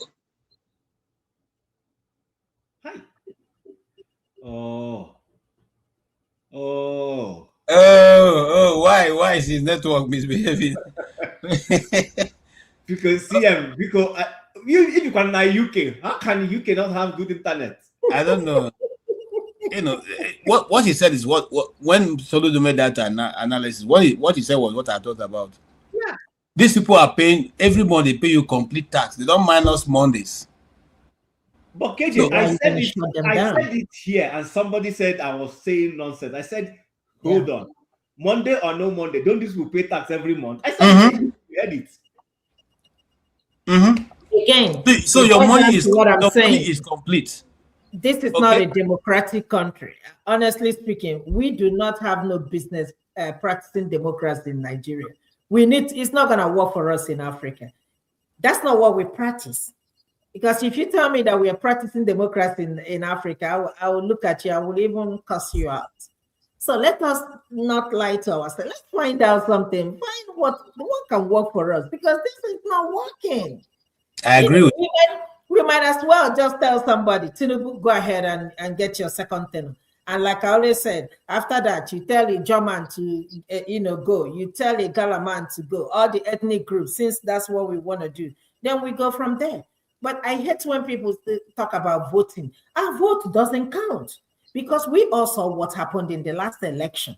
That's not democracy. The election result that's supposed to be announced within 24 hours, immediately. Within 24 hours. It took them how many days? You told Listen, us there is a glitch. CM is back. Okay, go ahead, August CM. Good evening, sir. CM, can you hear? Hi. Yo, we can't hear you. Okay, I'm back on now. Yeah, no, go ahead. Go ahead. Go ahead. Okay, you can hear me now. Now, the next, before they attack me again, the next point I want to make is this. Apart from tax, every market pays security fee. Do you understand that? You people forgot that. So those Onitsha traders are paying you security fee to the government. Are you protecting them on that Monday? Do you see it? So that's what people forgot. They pay security fee different from tax, which means they are giving you this tax based on how much they earn from their profit.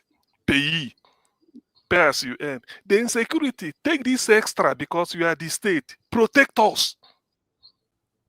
So government has failed. You don't have to go and lock them. If you can provide security on the Monday, that settles it. It's not enough telling them to come out. So that is the mistake. And that is what Soludo forgot. And that is what they are going to argue in court. And they will defeat the government. They provide you security. On a particular day, they feel they are not insecure. What security did you provide for that day? Because they pay for it.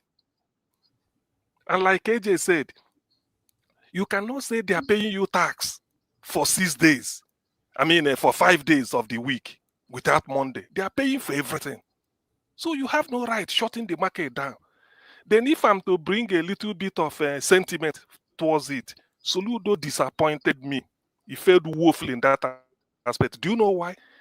How on earth, after what happened in Imo State, the hatred Ndibo have for Hope Uzodinma, apart from moving from fourth to first, that is out of the people's hand. That is purely Buhari's and Fulani machination.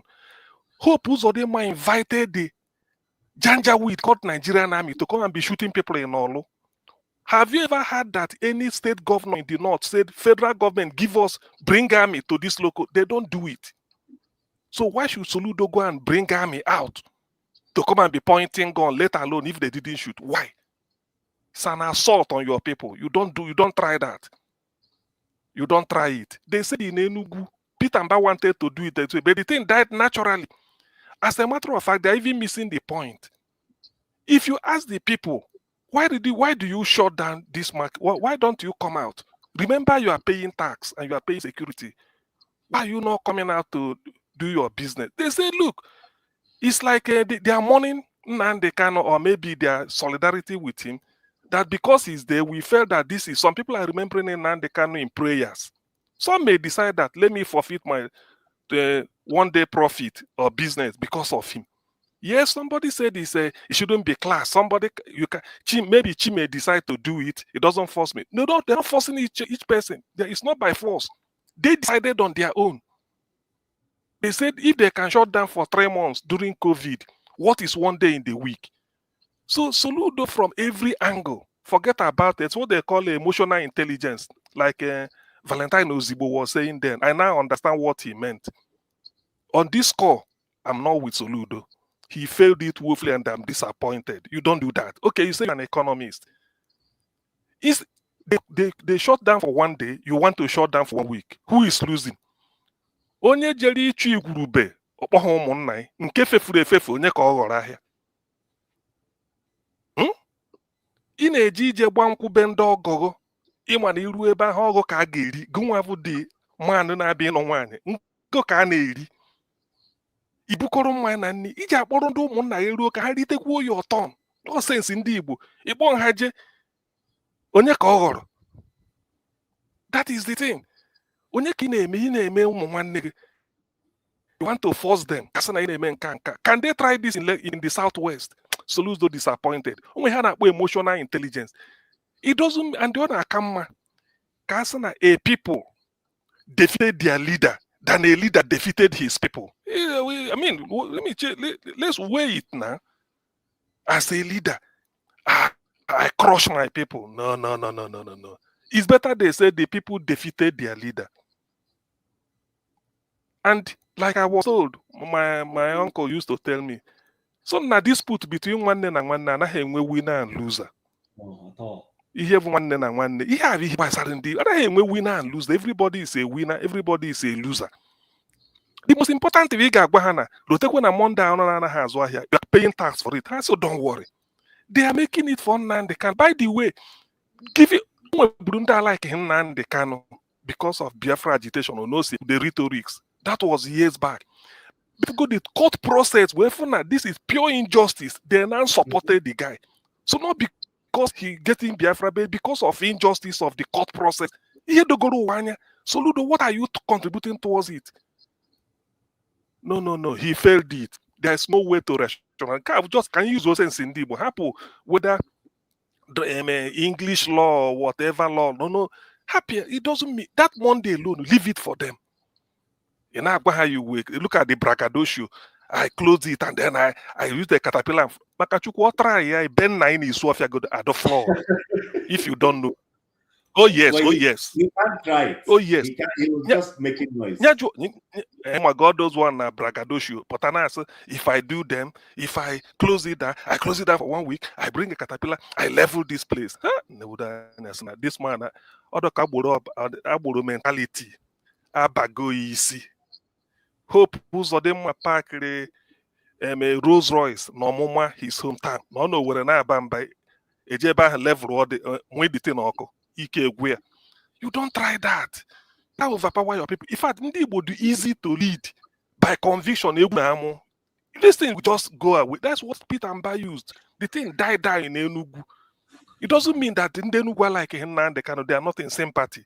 But you don't come with force to come. Who are you?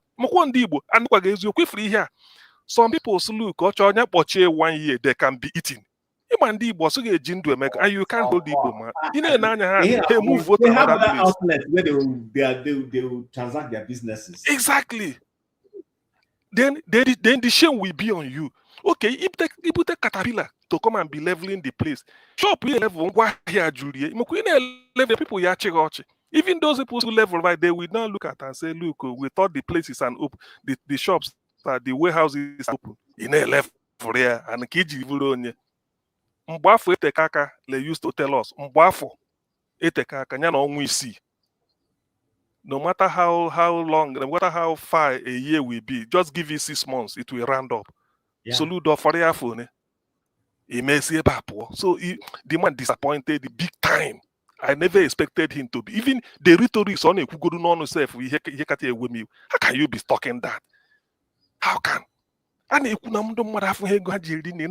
Shorting, look, you don't do no economics. His professor, well, he's economist. You can cut your nose to spite your face. And you may even say, okay, let me raise the small tax to frontier and wait. How will you raise the tax? How will you claim one because on have kuzi and can I may lose the tax on Jakuja Bogote. People wake say, okay, what will it cost Soludo to put over no field normally security? My people say it shall go beyond Isha without security. Kaina go on a Monday. Let's see. You can't. It's and what is on board. It's not done that way. It's emotionally he's not intelligent. I don't like it. He disappointed big time.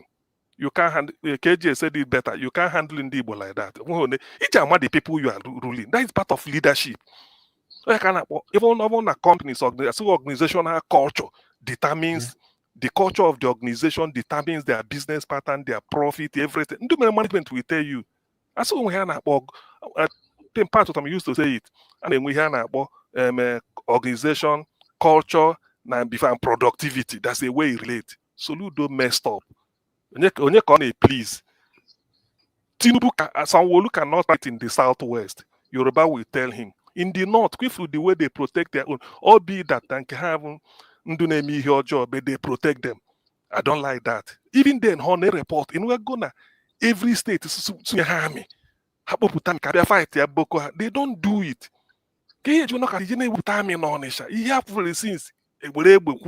People may protest. It's a shame. It's a shame. Ezioku, I'm disappointed in Soludo. Nobody should support him. Although no my here game, only you can idea ka okenye ji agbara ehi ọsọ ọkpọ another meeting. So as a result of that, I will continue to consult widely my politicians.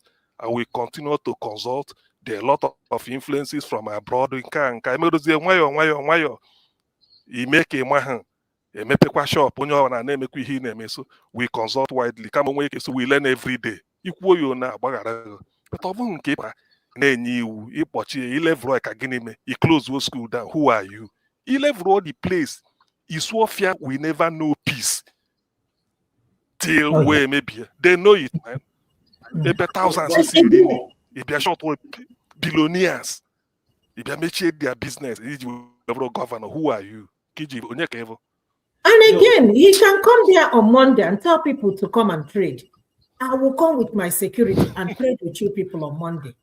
You have to assure these people. But you're not doing that. Instead, you are threatening them.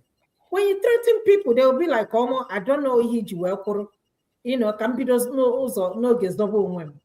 So, like I said, I don't know, you guys said it. I didn't expect that from him, so-called professor. No, but all of you don't expect.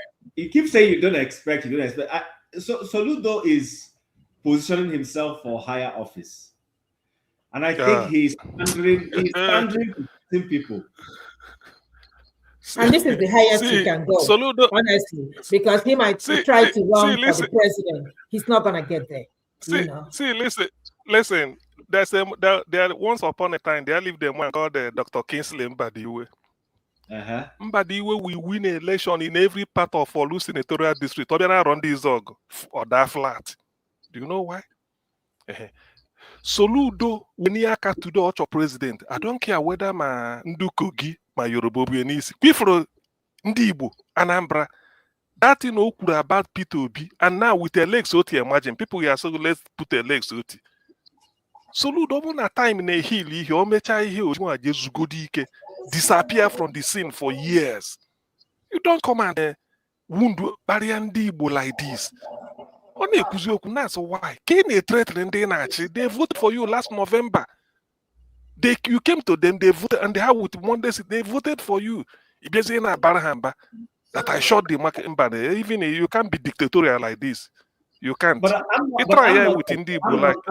I'm not surprised. I'm not surprised. I'm not surprised at Soludo's behavior. I'm not. See, anything Soludo is doing now, I have expected. I have always believed he has a messianic tendency. He wants to show and prove that he is a know-it-all. That is the Soludo that I know. I don't know the one people know. The one that I know that I have always seen is an ITK, a huge one. So my disappointment, Alvarado, that now he even did that. My disappointment is in the fact that he failed first and foremost, like you said, CM, to realize he's dealing with his own people. His own people. Exactly. Do you understand? There's a way you deal with your people. You understand? There's this saying that now, when the chicks go astray and the hawk comes to pick up a chick, mother hen first does what? First protects the chicks After he has Yes. driven the Exactly. hawk away, The hawk. he comes back to scold this thing. But that is not what some of these people are doing. People like Odjus Okalo, Soludo, Benjamin Carlo. I can keep on. What's his man? The man from Ebonyi State. That one is even annoying. That guy is very Umahi. That man is. I think Omahi, I think Odi, my friend, One Africa. I think Odi is from Abia and they're Afipo side. I think that Omahi. No, Odi only Abia State. Afipo is in Abia. Okay. Afipo is in Ebonyi. Okay. I'm around Chim and the KJ there. I know their villages. I know their houses, but they don't know. Okay.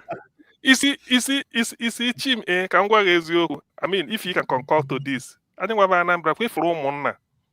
Also, the biggest millionaire in the world. He done a meeting Monna.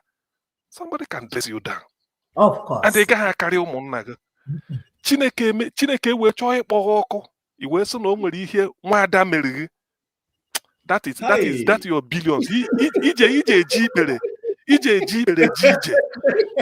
ha you see that is, you should know your people.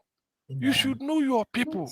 Oh, na-esi eme ihe if ebe na other big man around no ụmụnna meeting you can't come and intimidate anybody. Soludo messed up. And the only Igbo cover, how can you come and be telling billionaires here thousands of the largest industry in Onitsha? If I'm not mistaken, main market is the largest. Even the West is the largest employer. Is the largest employer of labor.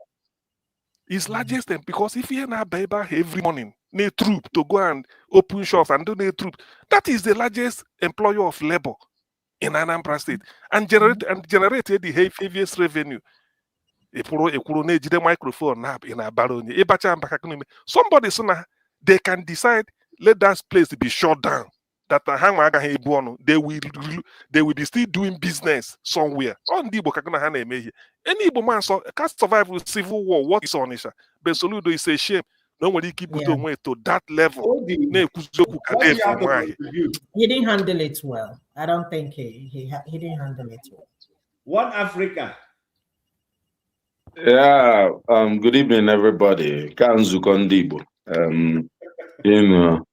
Sometimes what's his name? Forefather will gather with his fellow Islamists, and they will be on this program for hours and hours.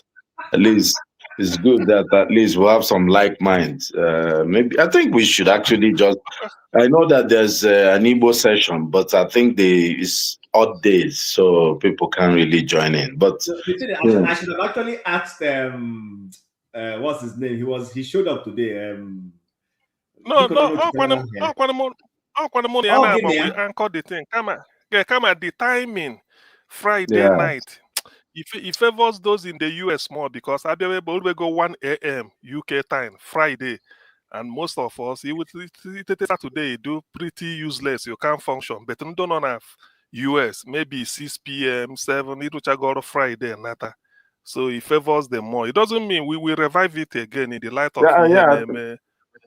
I think if you revive it, people, because I like some of the things you guys are discussing. The beauty of Ndibo is that we have diverse opinion. We've lived free forever. We had nobody calling himself king, all over us, except people who are closer to River Niger. Any other person who calls himself king around that side, those people are warrant chiefs.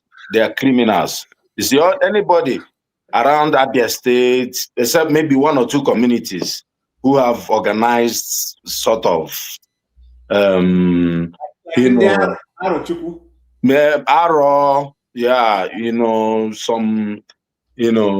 around Old Bend, there are some villages, Abreba, have some.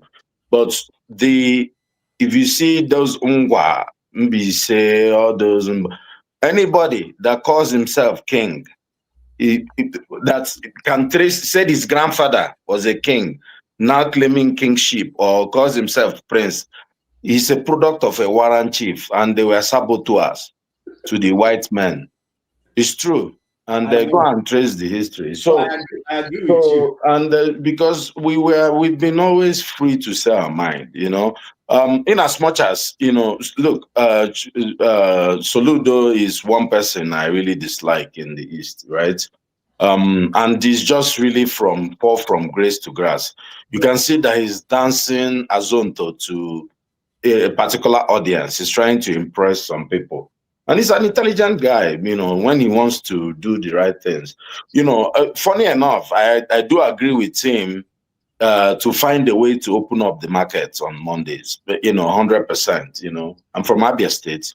In Abia State, there's nothing like sit at home on Monday, for the larger part. I was just in the East. On Monday, on Mondays, I just don't go to Imo State, because there could be skirmishes, But you usually inside Abia State, you drive around, you go from Enugu, you go to Abia. It's very safe. And, for commerce and for our people, it makes sense. If we had said, okay, let's convert Monday to Saturday, I think people thought about that at some point, and just say, okay, let's fight because of Nnamdi Kanu or something. Would have been, but you can't lose 3 days in a week. Civil servants don't open, many banks don't open, though banks in Abia State are opening on Monday. I know I went to bank on Monday in Abia State. But, for Anambra not to have any type of commerce on Mondays is really very hard. But the idea of, telling people that if they don't open, trying to do it by force, you can't do that. That's just the problem. Ndibo, just want people that you can do anything, but if you tell them that they must do this, they will do the opposite. And this is just us, the idea that you can come and just tell a bunch of, look at those men in Anambra, you tell them that, they'll tell you to go to hell. Even the junior ones are the ones that will be your problem, So I don't know. I think so. He's a smart guy, but he's a very extremely poor leader. And he has showed itself. His pettiness with P2B, his jealousy. His deep-rooted jealousy. He's just a small person. I'm sure you had this kind of people in your primary school and secondary growing up, and those kind of people. He falls within that. It's just for how much he did for Nigerian banking sector and the pettiness he's showing as his, it's just, it's a shame to even Ndibo because, it's one of the people when you talk about Ndibo, you can't diminish what he's done or who he is. But now, even in Anambra State, he's a sitting governor. When people are waiting for B to come so that they will just disgrace him, it's just, it's terrible being him, How, that your people love somebody else, like you have a wife and your wife likes his ex-boyfriend, anytime he comes around, there's something about her. That's what's going on. And the man is just, it's a problem. But anyway, that's, I don't think it's very important. And I think Anambra people they will sort themselves out. I hope he doesn't try to use violence. I hope people don't lose their lives. But he brought, One Africa, he brought out the military for peaceful protests. For what? Yeah, he's a poor leader now. No, but the good thing is the police commissioner or police personnel who is managing the situation there was bold enough to tell him you can't force anybody to go to market. Simple. Yeah. No, you can't. He's going to contest for presidential election. Okay? Yeah, he believes somebody told him that that is his turn. So our history will be, so our history is similar to, when I watch, the Israelis, their history, you can see how you always have all these people who connive with outsiders, you mentioned, what's his name? The Ebonyi State former governor. These are the people dancing around. They say when it's the turn of presidency for Igbo, it will be there. They will be there. when these people don't know history, the history is littered with people like them. Ogbonnaya continue to do that thing. See, if you ask any northerner, he will tell you, Ogbonnaya, very good man, very good man. But whenever he says it's my turn to lead, they will throw him into the dustbin. But in the last election, when he thought it was his turn, he came to the podium and cried. Say, when will this stop happening? His brother is there. That one is even less educated. Ogbonnaya at least was a straight A student, first class guy, intelligent guy. He was a very poor governor. I'm from Abia. He was a terrible governor. I think this Abia State has been so unlucky. The only person that we had was Ajobena that did any type of thing before. One Africa, no, not Ajobena. No. Ajobena started. No. Ajobena gave us that. I'm telling you the truth. Ikewosu, what he did was more of discipline. I'm talking about infrastructure that you can. Ikewosu was telling people not to wear short skirts, and it was more of Idiabon. That's what he was. He's a soldier now. He's a military man. But I'm talking about any type of infrastructure at all. When Ajobena started, look, I was born in Umuahia, I grew up there. When Umuahia became capital, I was in Owerri, right? School. When we had running water, the water works started working. Every tap, the guy started laying pipes and everything. It became a city, right? Really. Bought transformers, but they bought all these I think waste disposal things. So the guy really, really brought in infrastructure. I think most people are happy with him. He had a short reign. But I'm talking about when we had civilian governor, that brief one, Ogbonnaya, it was people from Ohosara. They were hanging out in Library Avenue there, killing cow every day. It was a terrible time for us. I don't know why I'm talking about Ogbonnaya, but it's just that I had a sting with him within that period because I was in government college then. And two of his students were my juniors in school. So I remember them being brought to school by state security and everything. That's one of the closest things. And then the fact that he kept talking in hyper fallopian ways, talking about how he was going to turn exactly what Soludo is saying, although people are saying Soludo is building infrastructure. This guy kept telling us he was going to turn Nigeria into a technological center. Have you forgotten that? Obuaku City now. Ojus Okado has that have destroyed. Okay, you see, maybe the English people will say it has to be bad to be good, or it has to be worse to be better. So, you see, Abia is now on top. Do you know why? I won't forget what Alex Oti said. The day national grid collapsed, so people were telling me, said national grid in Nigeria collapsed. Abia is not among. Abia is not on national grid. So, in other words, it's a record. Abia is getting it right now. I wish that this idea of a second term, maybe for governors, let them give the state assembly the right to change that law. Let Alex Oti continue until the day he feels he can't continue anymore, then he can retire and then go home. The man he's really an administrator. He understands. It's not that there are no issues, but when you see him talk and the way he carry the humility, it will sweep you off your feet. Let me just sorry to interrupt you, CM. There's something I really want to say.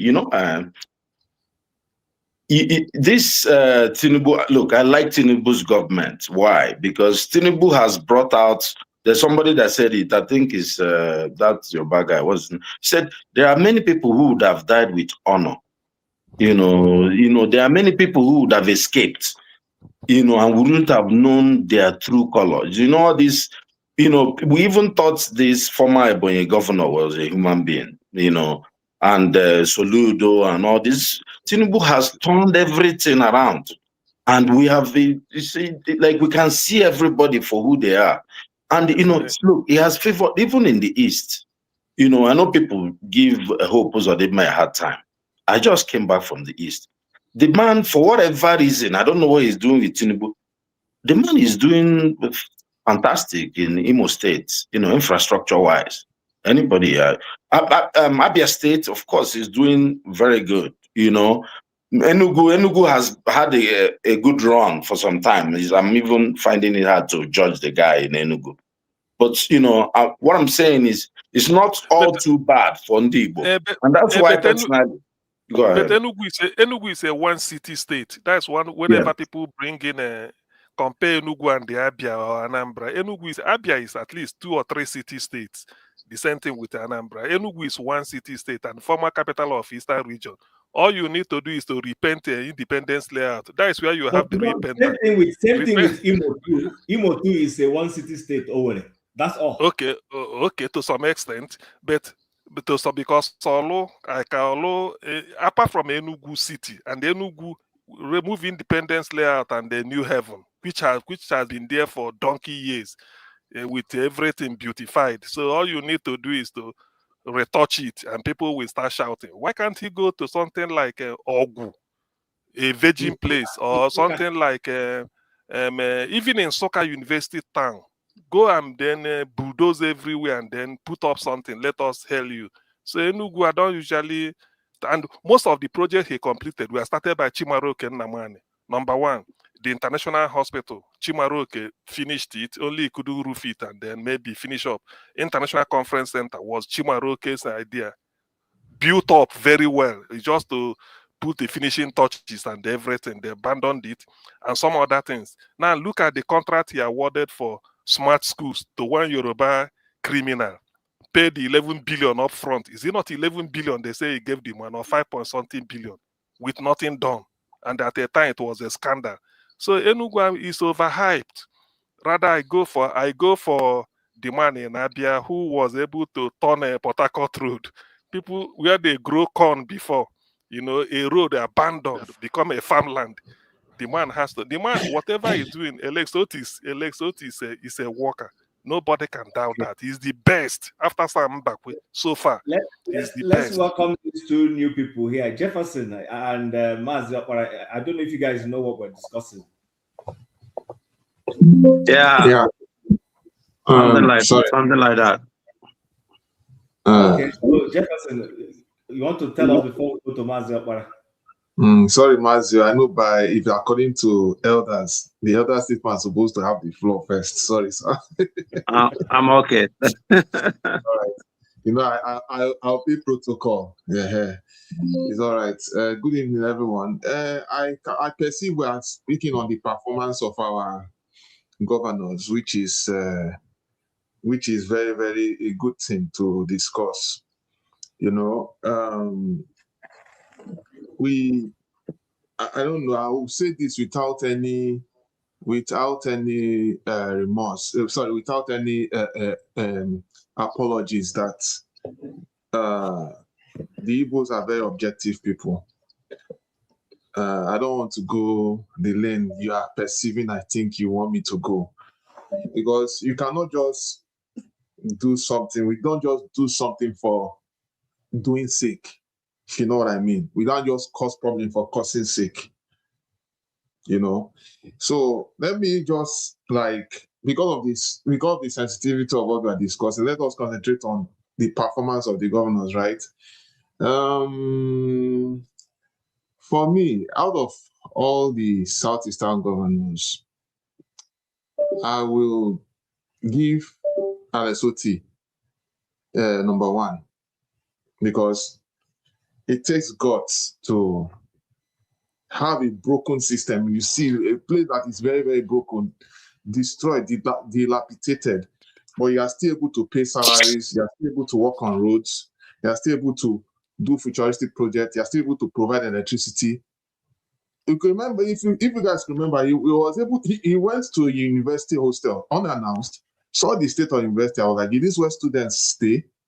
Yes. And he said he was going to come back and they need to remodel the place. And he did that. And he's doing more. He's doing more. That takes guts. It actually takes guts to do something different. And with the trajectory in which I'm saying it, he's going to do even more than what he's doing today. Because this is someone that I personally know. I know his pedigree, you know. And don't forget too, this is more or less like a government, a reformative governance.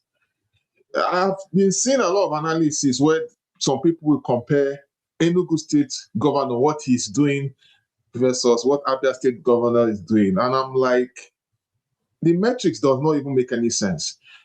There were some allegations that they were even giving Abia State government, that Abia State government was getting more allegations, more allocations in terms of funds to do more. But they forget one thing. I don't know if you guys are aware, but some of us who are privileged to have worked in the construction industry, a 1 kilometer road in River State, the estimation of 1 kilometer road in River State is different from the same 1 kilometer road done in Kano. Also different from what is done in Ondo. If you can remember too, this argument was also brought up when they were questioning the Minister of Works, grilling him, if you can remember then, to give us a poor estimate. I think it was Rufai was saying, okay, what is the estimate of this? But of course, you know, and then of course the governor of Oyo State had to chime in too, and it was a back and forth about the cost of doing all these roads. But if you agree with me, most of the roads, you can't get them the same estimate across board because terrain, topography will definitely play a key role. And again, it's not just about topography, it's the type of road they're also doing. Because most time when you see people doing, they say they do so many roads. What is the standard of road they are doing, right? So if you look at, and if you notice that most of those is doing, he's not just doing road for the sake of it, he's doing standard road that is very, very durable, that will stand the test of time. Even before he was governor, maybe people don't know, but at the time there was one road that he was involved in. That road, I can tell you, if you go there today, it's still standing. That is the kind of person. He does a project, but it's not just about, we're not just talking about Alex here. We're just trying to say that the kind of governance that he's giving in Abia State is not rocket science. It takes it, and the reason why people want him to stay there for a very long time is because of the objective results that can be seen. And you know, sometimes, you know, in the previous show, you know, people, I'm sorry to say, I don't want to call him before Madam will beat me. I don't need to, but let me just say it anyway. People were like, oh, why are we celebrating doing roads? We have to celebrate it. Now, I'm not saying that doing roads is the only thing is the only governance metrics of governance. It's very, very critical. I can tell you one thing, that having all those infrastructures, let's not go too far. We're in all the different parts of the world. There's a sharp difference between having fewer infrastructure and road, bridges, and the connected real estate and everything. When a place that lacks all these things and a place that has it, you know what it looks like, right? So if those fundamentals are captured, if they're captured from the very, very beginning, it will give a clear roadmap to where we are going as a country, right? For instance, you go to a village that has no sort of development, you level the place, you put 1 or 2 roads, and then once you put light, you electrify the place, activity starts, and then more industries will now build on it. It's just basic. This is basic common sense here, you know. It is what it is, actually, on that note. So I give it to him because it took guts. Because, I mean, imagine those 24 years.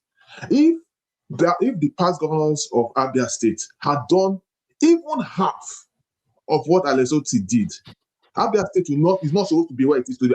In fact, Lagos and Abia State will be at par right now. And I'm telling you, if they had done this, because don't forget, I can remember, it was like 15 years ago, thereabout, when River State used to be the you know, because as far as I'm concerned, River State is going down now because they seem not to get things right now.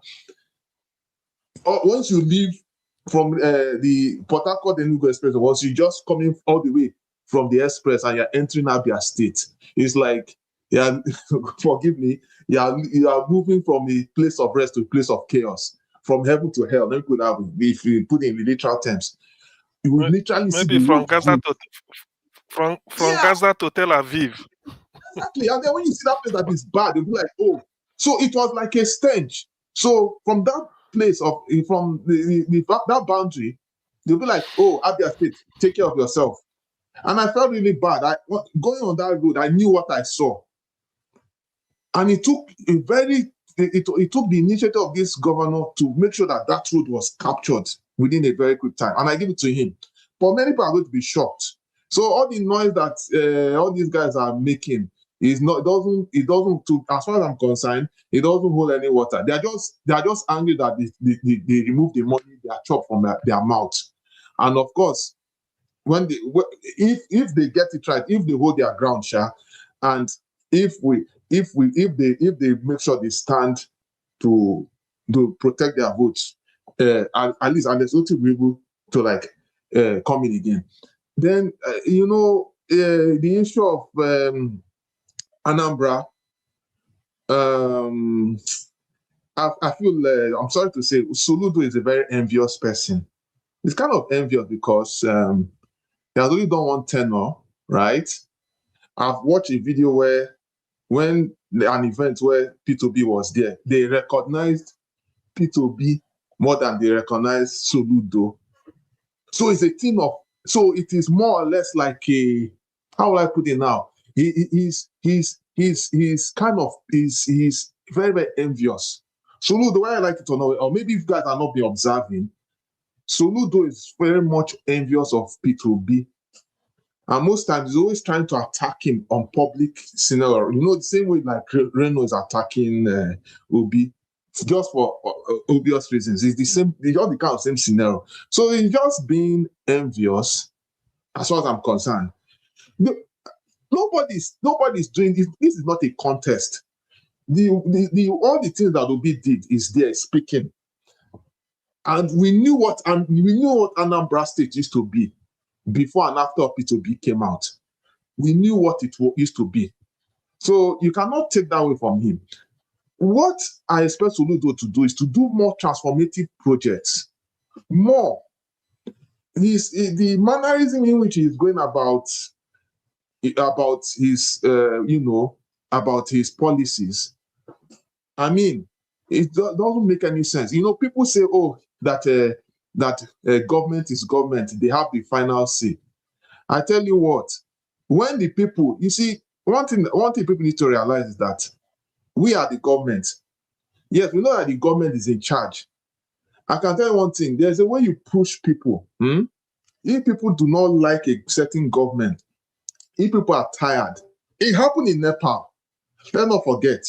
See what happened in Nepal is a practical example. Imagine what happened in Nepal happening in Nigeria. Don't you think the leaders will sit up? In the north, that most of their leaders are so revered. I aware that there are some cases where they chase their House of Rep and senators because people are tired, man. We're not saying, look, people get it all wrong. People respect the government, but they want the government to do their due diligence. Nobody's saying they will not pay tax, they will not obey the rules and everything. But situation where they are, they are being callous and everything. I mean, come on, nobody's going to sit down. They're not going to sit down and take that. So everything has its own it has its own expiring date. All right. So in conclusion, for Enugu, I mean, most of it's just continuity. So anything they are doing doesn't really impress me. But they are still there. I mean, the guy is still working. Imo State. Unfortunately, Imo State, I'm from Imo State. I'm not saying without any regard. Imo State, the guy is just trying to be politically in alignment with the ruling party. That's what I see. And we have the highest gas reserves. But that's not what we want to hear. We want to see that, okay, we have gas reserve, because I heard that they're trying to do power projects. That the power project they want to do, they want to they want to electrify the whole distance. So if they are going to do that, that means my village and everyone's village from Imo State should have light, because the gas that we have there is enough. If they build on that gas infrastructure, it means they will have a gas power station that will power most of the 27 local governments. Because we have 24 hours electricity. So I don't see any roadmap. I don't know what the governor is doing, but of course, the governor is running out of time, so he doesn't really have time to do much. Let Mazi speak. There's something I want to use the opportunity that all of us are here to bring up. That has to do with development and the concept of how do they put this in economics? It's called comparative advantage. But before we come there, let me hear from Mazi Okpara, and then we'll start that. I want to tap our ideas when it comes to comparative advantage for each of the states. Mazi. Yeah, good evening from here, I'm in Minneapolis, St. Paul's, Minneapolis. That's where I'm. That's where I'm talking from. Ice. You're visiting North America from Germany. Yeah, I've been here for. Yeah, I just arrived here two days ago. Yeah, pretty cold. Just deep freezing cold. Minus 90. How many degrees is it now? I think we have about minus 10 Fahrenheit. Minus 10? That's good. Minus 10, yeah. If I'm not mistaken. What are you talking about? Minus 10, that's good. I'm sure, but I think minus 10 is freezing, man. Unbelievable. Anyway, we're minus 18 Fahrenheit. That is minus 10 Celsius. Yeah, minus 10 Celsius. Yeah, that's minus 10 Celsius, which is not bad. When I left, for those in Canada, have you never been in minus 31? No, but it's not bad. I think a few days ago it was even minus 22 Celsius. Fahrenheit. Is terrible, because in Germany we only have about minus 3, minus 4, minus 5, max. Lowest minus 6. Not this minus 18 something. It's too very, very hot there. But what I have been hearing about what the ice are doing here, I think sometimes with media is really not helping the issues, because this is where I do come every year. My family are living here, my children are living here. So when people come on this platform, speak very horrible about the president of this country. I had one of them today calling him all kinds of names. I said, wow, the name he cannot even dare to call his own president in Nigeria. And he lives here in America. He calls the president of America such derogatory name. It's very unfortunate. Anyway, I'm here for about, I will be here for 6 weeks, and I go back to my warmer Germany. Yeah, I heard all what you discussed today, but what surprised me was when that Frank Ruto was here, this young man, John Abba and AY, they didn't come on that show. I was expecting them to come and dispute what that young man was talking about, but I think they didn't come, or they didn't show up. So that's the kind of hypocrisy you have on this line, on this platform. Because when somebody that can punch their lies or their hypocrisy is on, they will not appear.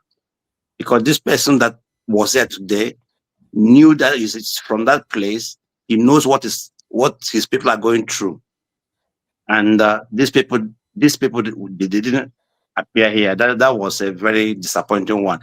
come to Soludo. Soludo is not my favorite person. I don't like him personally. The way he, treating Anambra, the way he plays his politics, I don't like it. Even the time he was fighting all those the traditional doctors or in the DBA, he was calling them the Nefa. He went into shrines, confiscating shrines because he believed those people were like the idol worshippers. Yeah, and Yoruba, I have never seen any Yoruba governor that does this something like that. Even though in Yoruba land they have traditional worshippers more than Igbos, but he went into the bushes, went into shrines, were destroying them. Now he's focusing on marketers. Assuming that man has some respect for elders, at least the Obi of Onitsha is there. Supposed to first and foremost pay him a courtesy visit, go with him or plead with him, please let us go and see these people. Or at least that markets have leaders, go to them, pick them one by one, invite them to your office, or go with them to the Igwe of Onitsha, and then sort things out. You just went there with your police and army, and these people that are trigger happy people. They like shooting people, mostly shooting Igbo people. You put them there, and you saw how they were even shooting on unarmed people. I don't know whether live bullet or plastic bullet, but it was horrible. It was a very horrible, scene. Watching him talking down on people. Some traders are even older than him, and he was giving some martial order. I will bulldozer this, I will do this, I will do that. Anyway, I heard that today. He had yesterday story on Thursday. He had some meeting with them, and they're trying to sort things out. But the way he's, talking to, or the way he talked down on that people was very, very annoying. When you look at them, when you listen to him, it was very annoying. I like what the police commissioner told him. We cannot force these people out of their homes to open their market. And for him, that was a blow. That was a blow as a governor. Supposed to know the right of the people. You don't go to the market. Have the name of that police commissioner, please. I find it interesting. I think his name is Oyedele or so. He's a Yoruba man. It's a Yoruba man. The man told him, we can't do this. That's our police Yerima. No, the police commissioner in Anambra is a Yoruba guy. He told him. Sorry to interrupt. Because of that guy from the north now, Yerima. That Yerima guy that knew his work and said, "Look, I'm not stupid, sir."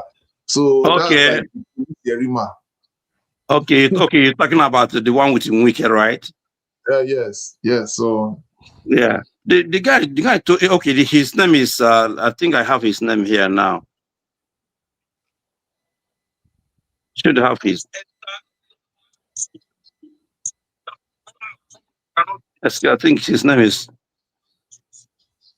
Don't worry about that. He's a Yoruba guy. He's a Yoruba guy. So, and I love the way he spoke to the governor. He embarrassed him more, because as a governor, as a chief security officer of the state, you're supposed to know the law more than even the police person. What do you want them to do? To start forcing those people out of their house and forcing them into the market and forcing them to open their market. But the issue that these Igbo political elites, they don't want to discuss the issue, because this sit at home didn't all of a sudden, they didn't start like that. These people didn't just all of a sudden start, sitting at home. No, something what made them to start sitting at home. The issue has not been solved, because when these young people were demonstrating peacefully in Head Bridge, you saw how the police were killing them. You saw how the army people were shooting them. That's why they say, okay, if we come out of the street, you shoot us. So why not we sit at home? And the irony of the whole thing is that even the police that day, they sit also at home. The police, they don't come out. So if the police or the army are sitting at home and we want these people to come out, who is going to, protect these people from even this so-called unknown government? Because I believe that the government is part of this, insecurity in Igbo states. A lot of, conspiracies. Tell me why a policeman should, be sitting at home at the same Monday, and you want these people to come out and open their doors and their market. It's not done anywhere. Soludo Shuts, please. Mazabara, let me introduce this. Let me introduce this angle. Do you know that this sit at home on Monday? When there is sit at home, even the police checkpoint, all of them sit at home too. Yes, I know. I know that. With the police, with their gun and the army, all those checkpoints, everybody will sit at home because they're also afraid. Of not course. to talk of somebody who is not armed. Make this thing, make it very, very civic. Like here in America, where if there is a government shutdown, the private businesses are not shut down. So sometimes you see that government shut down for 6 weeks. So sometimes this thing can happen. Private people shut down, government shut down. So you don't force anybody to, come and open your market. And moreover, Ekene said one thing that I really loved when Ekene spoke this. Ekene said, if Soludo is saying that every Monday the state loses about 19 billion naira. How much is IGP? Internal regional revenue from Anambra State, not up to 50 billion every year. So where does this man get this numbers? That even when they quote this, you ask yourself, but the entire IGP, internal general, this product from the whole Igbo land, it's not up to 100 billion every year. But every day they would come and tell you how much this sit at home is costing the government. Who is lying to who now? Who is really lying? That means the government is lying. That means they are. I think that's where you are now is a good point, is a good segue to pivot into something I think should be of interest to us. I've always been of this view that each of the 5 Igbo-speaking states has a comparative advantage that for some strange reason, none of these governors has been able to see and tap. I'll give you an example. When I used to work in Nigeria, Enugu is a place on weekends. Everybody wants to go to on a weekend to go and enjoy. I mean, those who have lived in the East know what I'm talking about. Enugu or Owerri, 2 of those 2 places. But when it comes to business activities, if it comes to commercial, industrial, this thing, then you're talking about Onitsha and Aba. You find everybody wanting to go do trade, either go buy their supplies in either Onitsha or Aba, depending on what kind of the supplies that it is. Then when it comes to agriculture, to an extent Abia, but you see more of Ebonyi. I've been of the view, we keep crying that the federal government is not. You see this train that they put between Lagos and Ibadan, and then Kaduna to Abuja. You know the southeastern states can do it by themselves without the help of federal government. Connect a speed train from Aba Umuahia to Enugu, passing through Okigwe. Then you divert from the other way. The same train will move from Enugu to either Oka or Onitsha or Newi or whatever it is. And from there again, you reconnect the same train again back to somewhere in Imo State, and then it comes back again to Aba.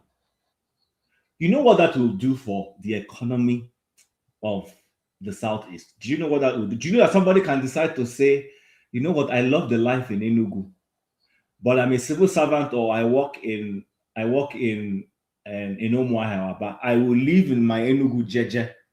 Every morning I'll enter the train and go to either Umuahia, go and walk and go back to Enugu. And I don't see the synergy within these governors. Sometimes I ask myself, is it that these people don't sit down to talk among themselves? So I want us to open, so it doesn't look like since we're here, this is a good opportunity. I want us to talk. What do you, based on what I have just said, Odi, maybe we'll start from here, we'll go around that way. What do you see? How can we tap into that synergy and build a common economy among that hub? Jim, let me start so that I can drop.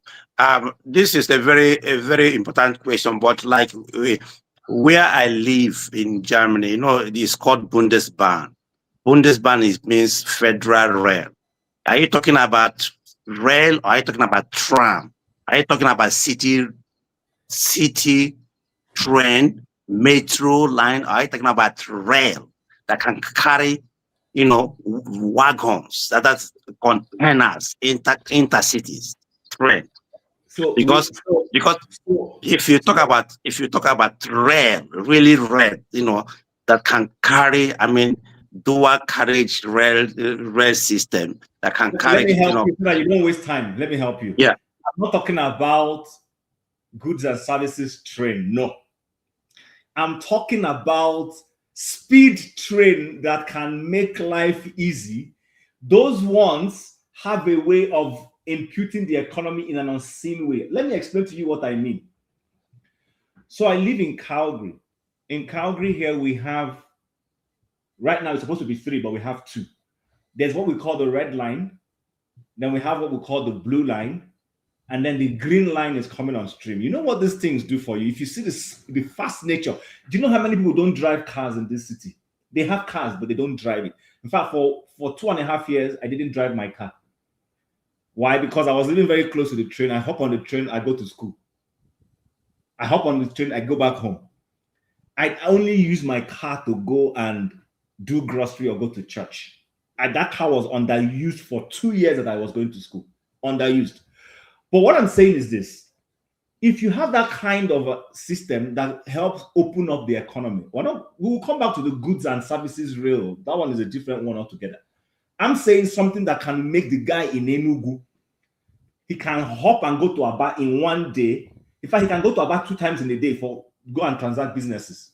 Not carrying goods. I'm talking about go discuss or somebody who wants to go have a good time. People want to go. All right. It's happening in a way. You feel like you want to go to that already. And this thing is running. South Africans, when they were going to host the World Cup, they did that. They created that kind of hub. Jim, you can only do this in a confederation. Like if we have regional government or confederation, like a ban. Rail, that this race you are talking about is owned by the federal government. I think anywhere, even in the UK where I lived before, you have all those. Where I live is owned by the city. Yeah, that's what I'm saying. Because that's what I'm saying. You live in a federation, a federal system. Nigeria has no federal system. That's where it can work. You live in a country that maintains federalism. The true federalism is working. If you live in Quebec, if you live in Toronto, anywhere you live, the government, the mayor can decide the kind of transportation that is suitable for his or her city. Not like Nigeria. This thing you are saying now is impossible for Imo state governor or let's say Igbo state governors to do because they don't have the power. That system is under. No, that's not true. Lagos State has put up. Excuse me. Lagos State is a mono. Lagos State is that metro. It's not a train. It's the metro. That's why I'm asking. You. Are you talking about tram? Are you talking about metro? If you're talking about train, wait. In Nigeria, before now, we have a bank called Bank of the North. It was held together by the northern state governments. All the states put together, they own it. They contribute the fund to run it. Kaduna Polytechnic was one of those schools that was also built by that effort, and many other businesses like that. So what Chim is saying is, we speak one language. How come, be it that even the governors cannot sit together and initiate a project that can run within that state, those states, and be able to increase the commercial value of the state. That's what he's saying. Exactly. It doesn't have anything to do with whether they are running a perfect federal system or not.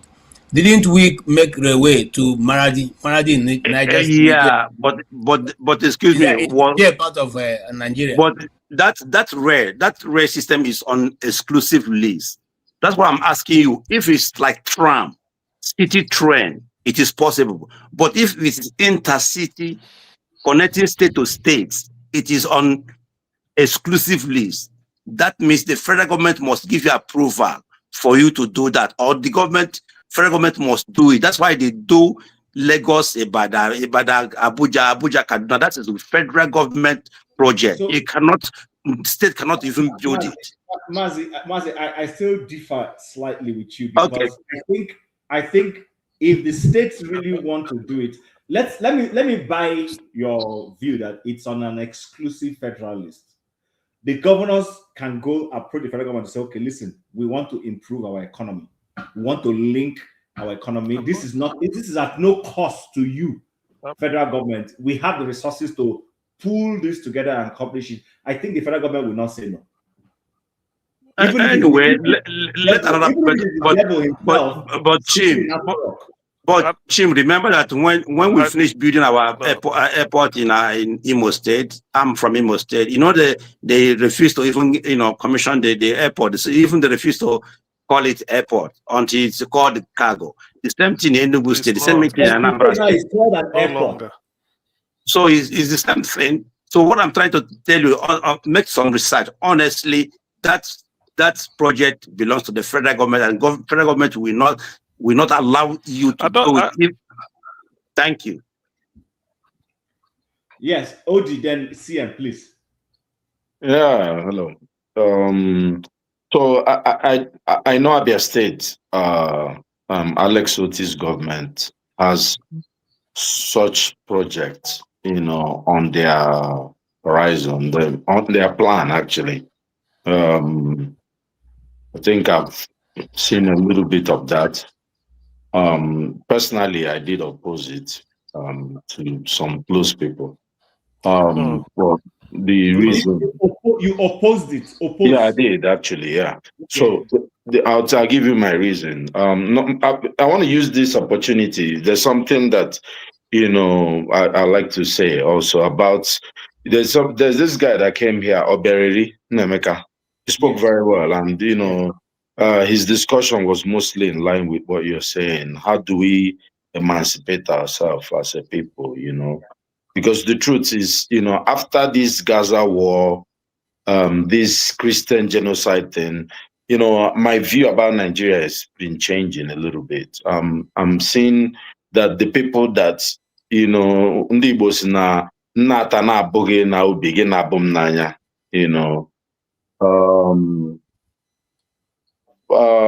yes, decided to see things maybe a little differently, because we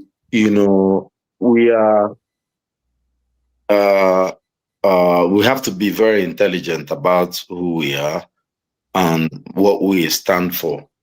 And the truth is, the idea of Nigeria, we have to really look at it closely, because the people that we are dealing with don't really like us and they don't want us. And, we have to find a way to survive and develop ourselves, Even the people that we are shouting Christian genocide for, they don't like us a lot, It's very hard to say this. If you look at the bulk of the people who fought in the Nigerian army, it's all of them, right? It's very hard to say this, but we are the champions now. Even they said there's somebody in Onitsha that's concocted the Christian genocide arrangement. But, we give them space. See, when you see that one that calls himself pastor, when he comes to talk here, you can see the hatred that he has for our people. The point, about the, how do you unify the economy of Alibo and make us progress? One of the, and where I stood to oppose that railway thing. It's about the project. You know, the infrastructure we have has decayed. You know, if you look at what Alex Soti did, you know, the road that is building from essentially Umuahia going through Abriba or Hafia that goes to Arochukwu. If you see how it has connected these communities, if you drive from Abam to Arochukwu, you know, these are communities that have been abandoned. I went to Arochukwu, I think last year or 2 years ago. I had to go to Akwa Ibom. You know, the way you go from Abam, then you drive through Zwakoli, then you go to Abam, to Akwa Ibom, then return to. We don't have to do that anymore. And the only good portions of those roads were the one in Akwa Ibom. The story has changed. The people in Abam can now come to trade in Umuahia easily. So what I'm saying is that and this is what Alex Soti is doing, which is what I like. The governor should focus on developing our roads first. You know, if you allow these guys to go and engage in railway projects, all of them go chop money and they will never do it. You know, there's a problem with our people. But you see, that basic road that they are doing, if you look at what Hope is doing in Imo State, that road was my road, like, you know, from 7.5 to Imo State is dual carriage. From there throughout Mbise to Owerri. It's fantastic road. All the people from Mobo throughout to Owerri, they're completely connected. Hold on, but that road is not a state road. That's a federal road. I know. It comes to what the other guy was saying, Mazi Okpara. So even the federal roads is easy. Let's say we want to do the railway. The point I'm making it is not Imo State government doing that road. No. It's Imo State government that is doing the road. No. I know about that road. That's an Imo State project. That's okay, no problem. You got. I know it's set. Hold on. That Fashola's Ministry of Works started that project and handed it over to the next Minister of Works. It has nothing to do with Imo State. Look, okay, maybe I'm wrong, but I'm just saying that road has been done. Okay, well, someone who knows about it can. I know it's the same guys that are doing the road. The same people that worked on Abriba Umuahia Road, you know, the same company. But anyway, what I'm saying, however, whoever did it, I'm just saying, if you look at how those communities are coming, Alibo is very small. It doesn't take from Abriba to Umuahia, it's like 35 minutes. From, you know, if somebody that is from Uzuakole should not be living in Umuahia, even up at this time now, you don't need a railway, you don't need anything. You just get on the road within 10 minutes, you're 5 minutes, 7 minutes, you're in Umuahia. You know, however and there is, because it's good road, you know, there's less criminality, you know, on the road, because so what I'm saying is there has to be and then I tried to go to Etiti from 7.5. Road is completely gone. You can't drive through that road. It's very bad. So imagine if we can connect each other, you know, Okwa, you can connect Okwa to Okwa to Enugu. It won't be a long distance. So let them focus on the roads, high quality roads, because these are high quality roads that this guys built. Both the one going to Imo State and the one in Abia State that Alex is doing. We can develop a lot of things. You know, people like Obereri, they are doing a lot of things already in Abia, in Alibo. And I think these are the things we can focus on. Let's say Igbo man doesn't get the presidency in 27. What we can actually bargain for or fight for, I've always said this, is to fight to get that, whether it's Akwa Ibom deep seaport or the one that Alex is trying to do in Azumini there or somewhere, or whether it's the River State one, or at least make the Warri functional and try to get us an airport where we don't have to go to Lagos. My brother, if we can do this, even these guys controlling power, Buhari ruled for 8 years. How did he benefit his people? Tinubu now, you know, look at what's going on in Kwara. So what I'm saying is, yes, if we get to the point that we need monorail or speed rail, I think we'll go there. I'll tell you, I will conclude by saying this. The last time I went to Houston, I was just looking at these highways. I was like, these people are crazy. They chose another path, from what is going on in Europe and probably in Canada and China. They just decided not to build railways. They have one or two. It's just highways. But the highways are so good that you can get from point A to point B very easily. And it did not affect their economy in any significant way. Well, their economy is blossoming. I think the economy of Texas alone is bigger than that of Russia and many European countries, probably even maybe including the UK, and Canada, So what I'm saying is you can still have roads and you drive cars and it will still be sufficient for your economy instead of going through the railways, paths that you were talking about. Thank you. Okay. Odi, thank you very much. Before I come to CM, let me, if you know sufficiently the economic history of the US, you will know that there is a selfish capitalist reason behind not having a lot of rail in North America. And this is influenced by the automobile industry, the Fords, the Chryslers of this world. They are the ones who have resisted allowing the US have that kind of, for instance, why shouldn't I have a good train that can take me from where I live to anywhere in the US if I want to? It's doable, but they don't want that because that will kill the automobile industry. Now, but Alibo is small. Let's be honest. Our land mass is small. I'm not saying it has to be rail by force, by fire. What I'm just simply saying is, why can't this go? I don't see a common economic agenda that, listen, I am ABGA. I have won election. Elections are over. This is time to do or to govern.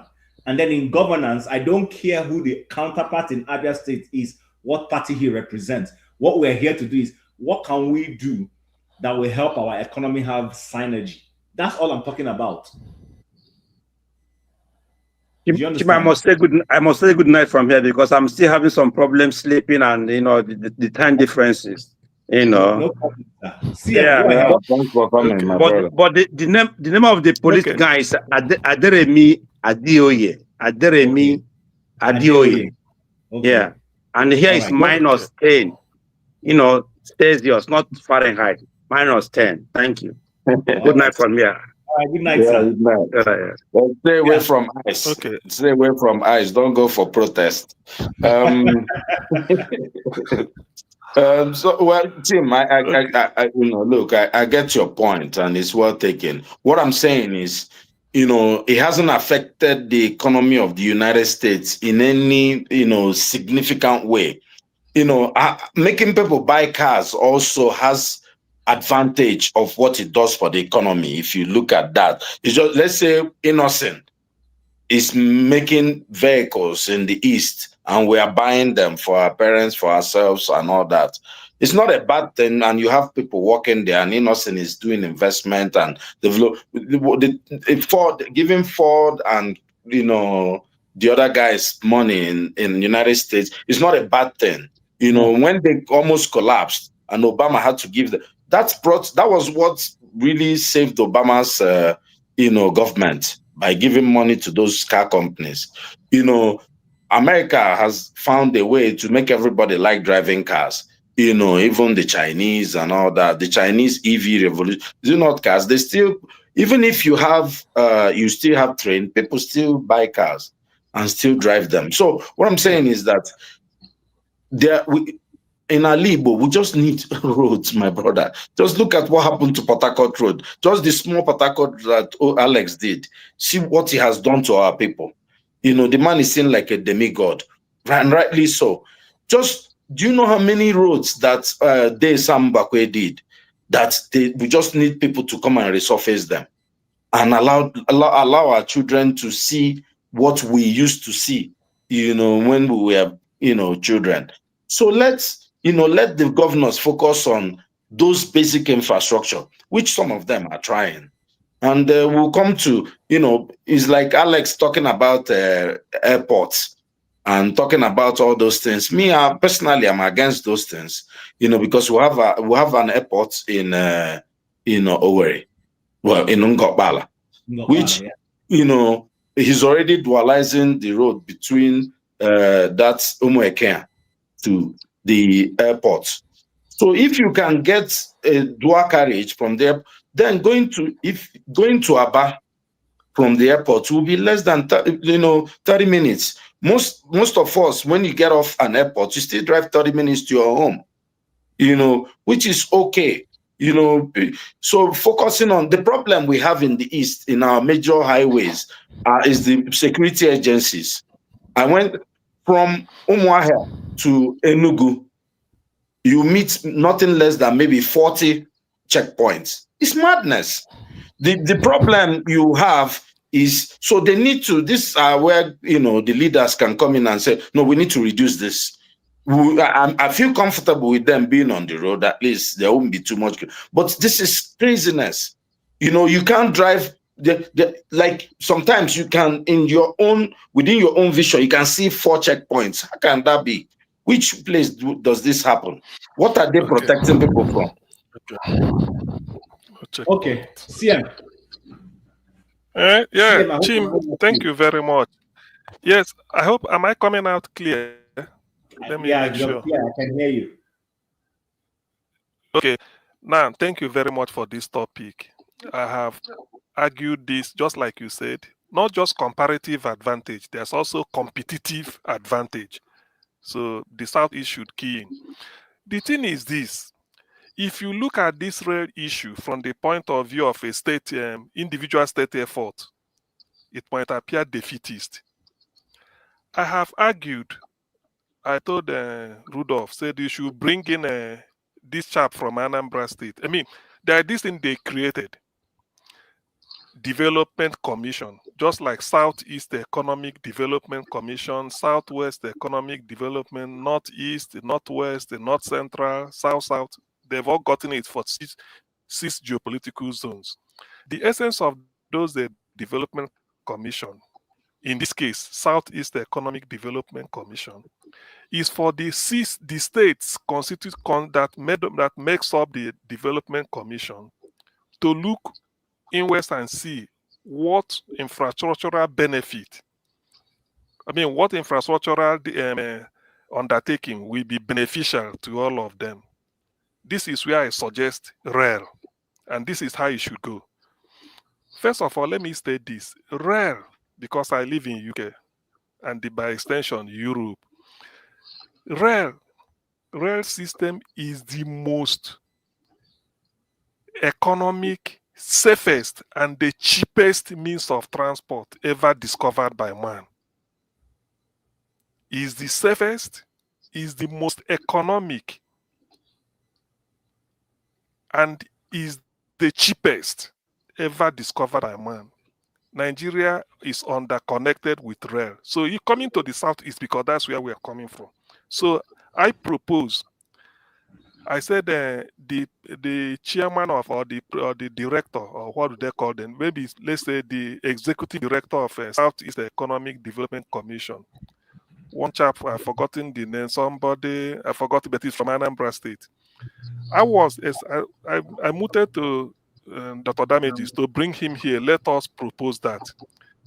The Southeast Economic Development Commission should be a one agenda development commission. Rail. How to connect the entire Southeast with rail. By the way, rail is no longer exclusive. States can undertake it. It's now concurrent. Let me point out. So to that, I propose a rail that will take off from Abakaliki, that will connect the five state capitals and the important cities. That is to say, from Abakaliki, it moves straight to Enugu. From Enugu down to Oka, and that is 3 state capitals now. From Oka to Onitsha, because of the economic importance of Onitsha, and then the Niger Bridge. Then from Onitsha to Nnewi, again, because of the industrial conurbation that it will spring up, if not to improve on what is happening now. Then from Nnewi to Owerri, another state capital. From Owerri to Aba, because of the business emporium that is there, it's not the capital. Then from Aba to Umuahia, another state capital. Then from Umuahia, it will go like a loop through Afikpo. That will be an opportunity for Afikpo, and then back to Abakaliki. So it will be a loop. Now, the Southeast Economic Development Commission will not embark on anything except rail. After this will be the first phase. Then the second phase will now be, how do you connect Owerri to Okigwe? How do you connect Okigwe down to Nnewi? How do you connect Afikpo maybe down to Ozuakoli? Or how do you connect Arochukwu down to Aba? So those ones will now be the phase. It might take the next 20, 30 years, but this is where we start. And that should be the mission, the sole aim of Southeast Economic Development Commission. Yes, roads are good, but let it be according to states. Like one Africa was saying, yes, every state, like I think that's what they started. Soludo started from Oka to the boundary between Anambra and Imo State, which is Oga. Then to Akokwa, it will stop somewhere around that boundary. Then Hope Uzodinma took it from that Akokwa to Olu, from Olu down to Owerri. Then they will bring it like this to connect, and the road is also be there. But the rail, we need it. One, for economic activity, commercial first, so that we can move goods in large quantity, and then that road that they are constructing, the pressure on roads will be reduced. You can't be talking of carrying trailer load of, let's say you cultivate rice somewhere in Abakaliki and you want to sell it in Onitsha. If there is no rail, all you need to do is you go and get a 911, what they call Gwongolo or 911, load it there. Everybody will be struggling for the road from Abakaliki down to Nnewi or Onitsha, Ekulobia. No, but if you have a rail, you load it there. And then the good thing about rail, from what I've gathered in the UK, is that rail that carry passengers run during the day mostly. When it gets to 11, they are winding down. Between 11:30 or 12 till 4 a.m., that is when the one that carry mail, like Royal Mail, the one that carry letters or parcels, and the one that carry agricultural produce from one city, one area to the other. Imagine the rail when you wake up 2 a.m. If you are close to the rail line, somewhere between Enugu and Abakaliki, you see speed rail moving from Abakaliki is going to deliver some goods at Onitsha. Early in the morning, people will buy it. So it will, you need to live in UK or Europe to appreciate the importance of rail. That is the catalyst for economic development. It is economical, it is safe, and it is very, very cheap. It is very, very cheap.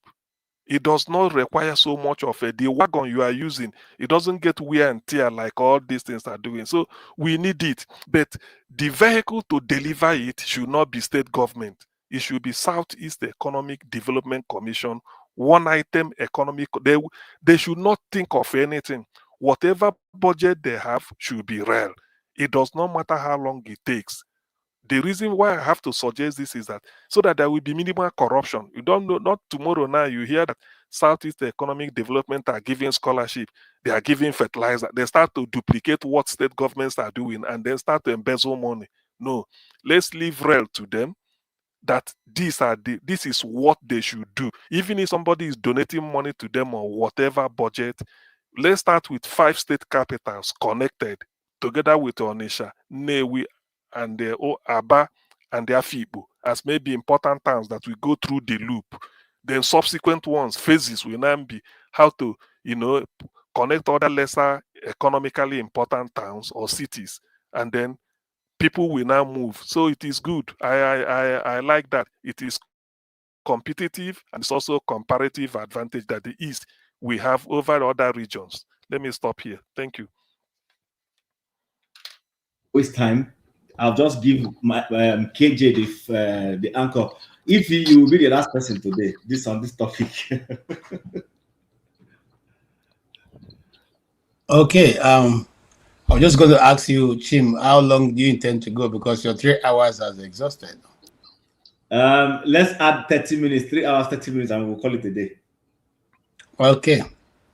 All right. I agree with you with CM. Remember that the Southeast Development Commission was what was we asked from the federal government, and just to be sure that it's not only able to get it, they to create other commissions. And Nigeria is a very funny place. Anyway, I wish that they will accept to do what CM have said, because if they take it as a project, a singular project only, and get the technical know-how, and then the counterpart funding from each state, I think it will be one of the best things that we, legacy and lasting project that will not only unite the Southeast, but also help to move economic activities to a very large extent. Unfortunately, we are dealing with a leadership that don't, majority of leadership in Nigeria don't care. They want to have a lot of money so that they can buy Rolls Royce and drive around and buy all the latest automobiles, and then take their children for holidays. And when their children are coming back, we'll come and gather and be clapping for them. I remember, growing up, there used to be a very businessman. I don't know if you remember him. I hear he was the part owner of Dunlop. He comes from my place, Dunlop mattress.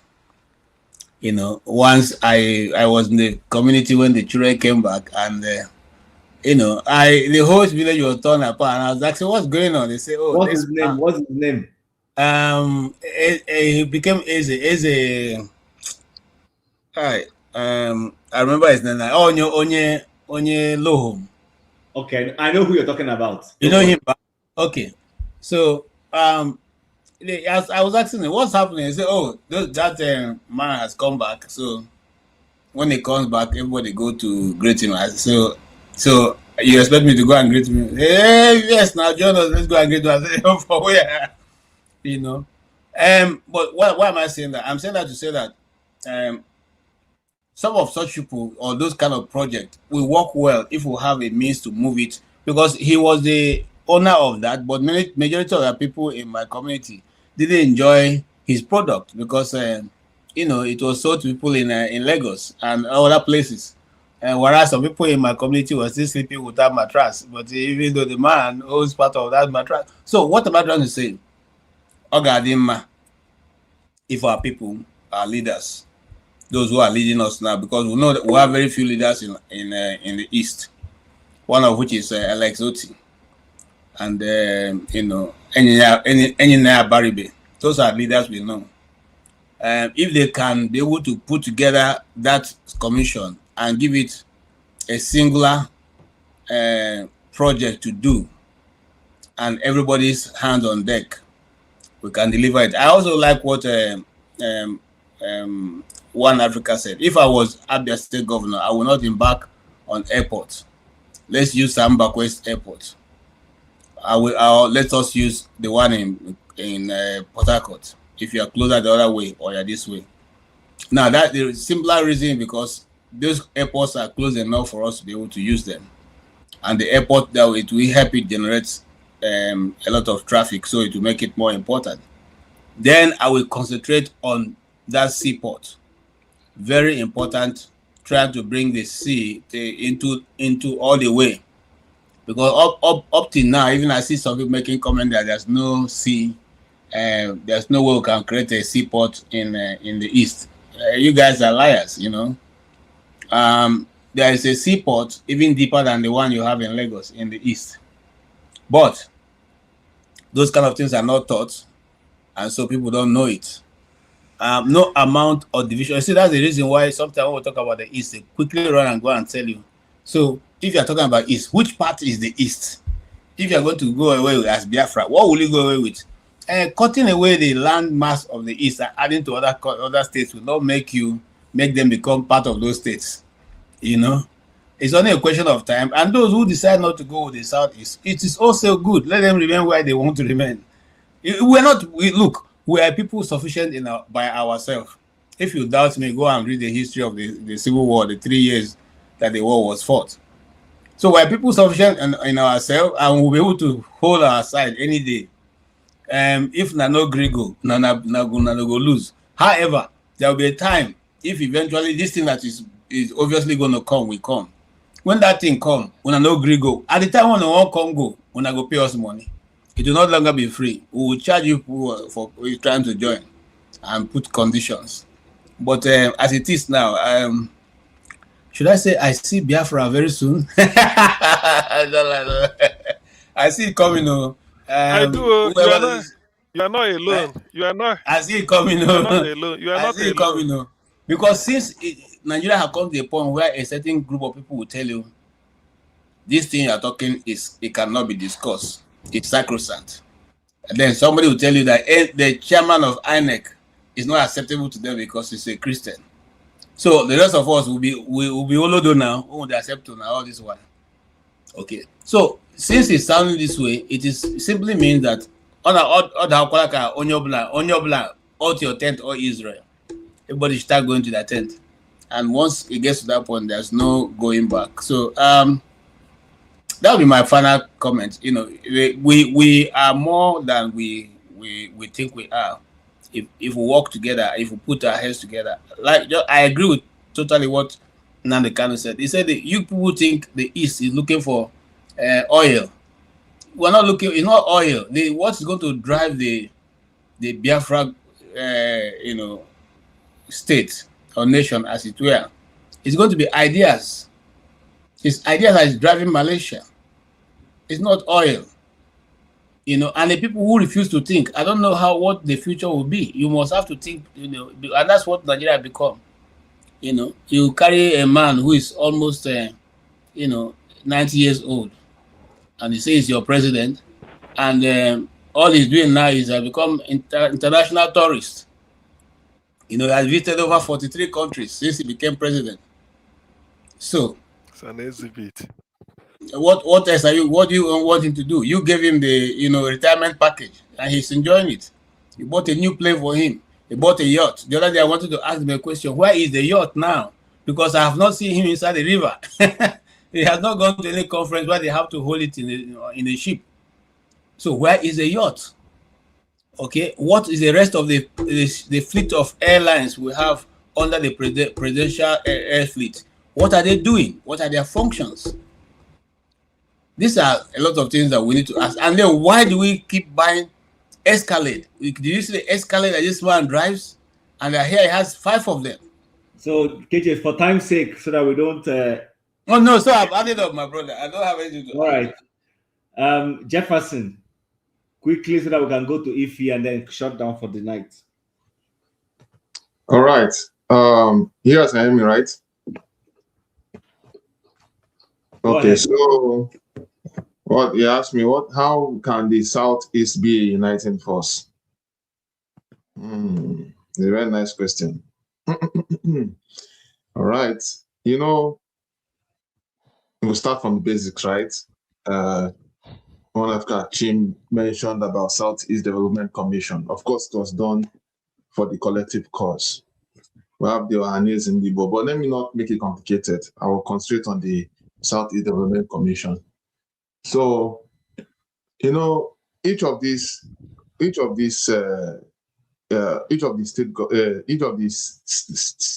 government in the Southeast, they have their own function. They have what they are doing.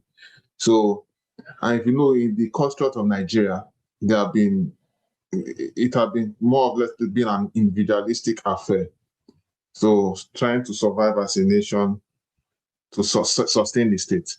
So, I'm not saying they are not planning to do something together. At least in a way they are doing that. But I think the Southeastern governments, what they need to do now is to find a way to, I think the most important thing they need to really do first as a state is to enhance work on the infrastructure and security, because what's the point on building the roads are good, the lights, all these infrastructure, they're all good. But what is the sense of having us if your region is not secured? You know, we need to have like a security network that will be that will actually oversee all that will secure obviously our investment, our land, property, everything, you name it. Because with the way things are going in the country, we don't want a situation whereby our region gets overrun, and it's a very, very big risk. You see, the security will help to give people a sense of bringing in more investment, right? Though the investment, though that is still actually happening, and it will actually put a lot of checks and balances. So it will, and you see, it's going to bring in more economic, more inflow into economic investment. Because if you look very carefully, what makes the likes of Lagos very, very, very, very, very lucrative? They say, oh, Lagos is, of course, we know the metrics. It was once federal capital territory. It now became the financial hub. You name it. People over the world knows Lagos as a prime city. So for us to have that within the Southeast, we need to boost up our security, make sure that foreign investors can come in and be safe to put in more infrastructural development, reduce all this kidnapping and all that stuff. That needs to go down. Then, of course, the security will be useless too, because everything works together, right? The electrification is very, very key. Then we also need a collective drainage system. You see, how can this come about? Each state government, when they are building their roads, they have their layout of drainages. All these drainages are supposed to be interconnected. Unfortunately, if you look at the framework of most of the state government, they are not thinking collectively of that. And in a situation where you don't think collectively in this, you cannot really have a sustainable region. Don't get me wrong, Nigeria has failed. Let me give you a practical example. If you could remember, I know somewhere, I think it should be somewhere in Taraba. When look at it this way. So that's why I said each region everyone needs to sit up. I think it was Cameroon. I don't know if it's Cameroon, when they warned the Nigerian Meteorological Agency that, look, I want to open my dam. So, of course, unfortunately, because of the carelessness of our nation, they didn't take all those information very serious at the time. So the Cameroonian government, they didn't hesitate. They were like, okay, since we are not taking this thing serious, we can't wait. Our area is going to be flooded off. So we have to open up the dam.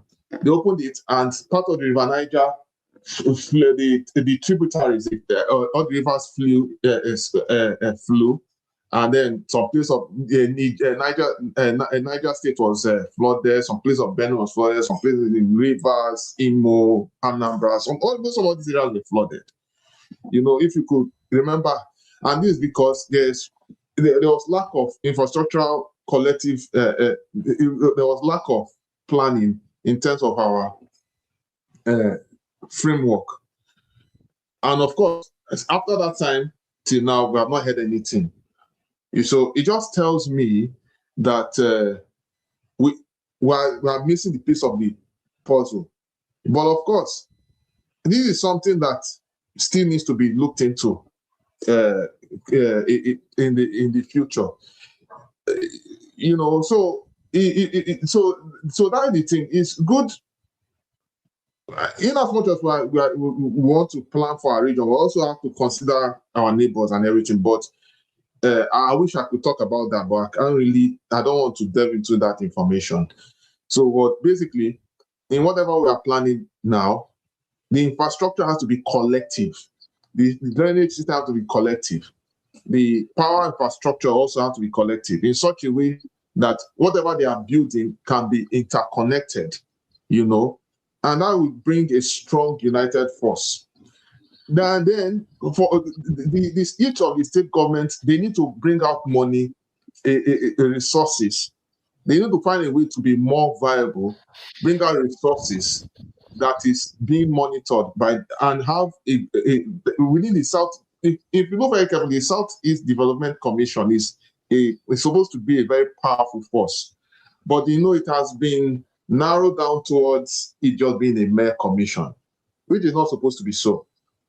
Well, but we all know that for it to be very, very powerful, a lot of things will come into play, which has to when you talk about the restructuring and all of that. But notwithstanding, we must do what works for our region. Because last I checked, can you round up to 1 minute? I don't want us to go past. But last I checked, the Southwest, the Southwest is doing what's work for them. Every other region is doing what's work for them. We have our strengths. Of course, we are very good in trade. We don't really need to stress much on that. But we can take our trades to the next level, right?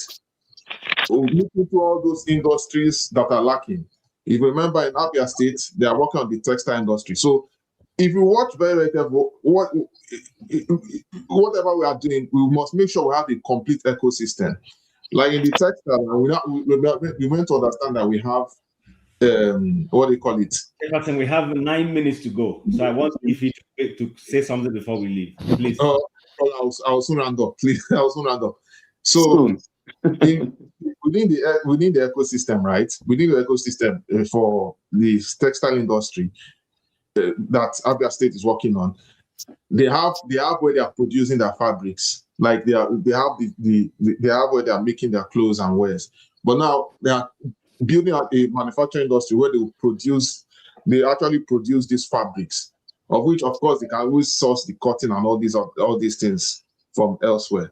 So, in conclusion, I wish because I don't have much time, I'm just trying to paint a picture here.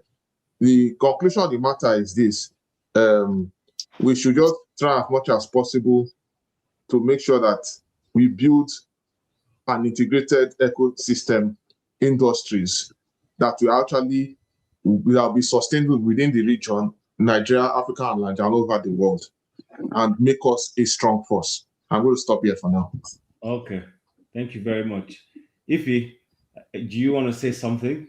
I don't have much to say because I know our leaders, they know what to do, but they've chosen not to do it. So, no matter what I say here, it's not going to make any difference. They purposely know what they're doing.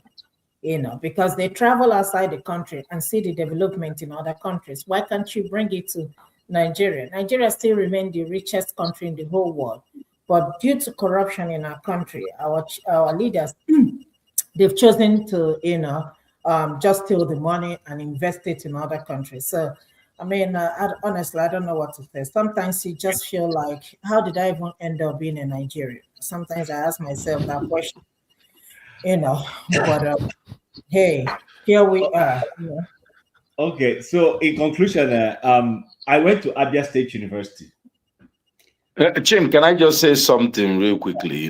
Because people have mentioned, Southeast Development Commission. See, these guys are very intelligent. That name sounds so good. That's just an SPV for APC people to chop money. Stop, if you don't, it's for the boys. The idea, you people, they will do, you people are trying, don't put any hope on this is for 2027 election. If you know that, then you know peace. And I don't think Abia State has any fabric, plan or anything, but go ahead. All right. So maybe I'm just a dreamer, but I don't want to die without having the capacity to dream. I see a lot that can happen in the Southeast. I'm not talking Nigeria right now. I've stopped talking Nigeria. I'm clearly talking about Alibo. Listen, if I'm the governor of Abia State, Alex, what is doing very well is to reach out to one of these other ones that I think I can have a collaboration with this. Listen, let's do something that's going to help both of our states. I see a lot of things that we take for granted that if government so listen, I live here in Calgary. Calgary has a rail system that I bet you homes or properties close to that rail system are very expensive. You know why? That rail, the red line runs into downtown. The blue line runs into downtown. So if you walk in downtown, you don't have to drive. You have successfully run away from parking tickets. Just enter the train, it takes you, and this train cuts across two of the major institutions, higher institutions in this city, the University of Calgary and the Polytechnic in Calgary called Southern Alberta Institute of Technology, which I went to. That just runs right. So imagine you as a student going to SAIT, which is what it's called. You just run right into the city, come down and get into your classroom.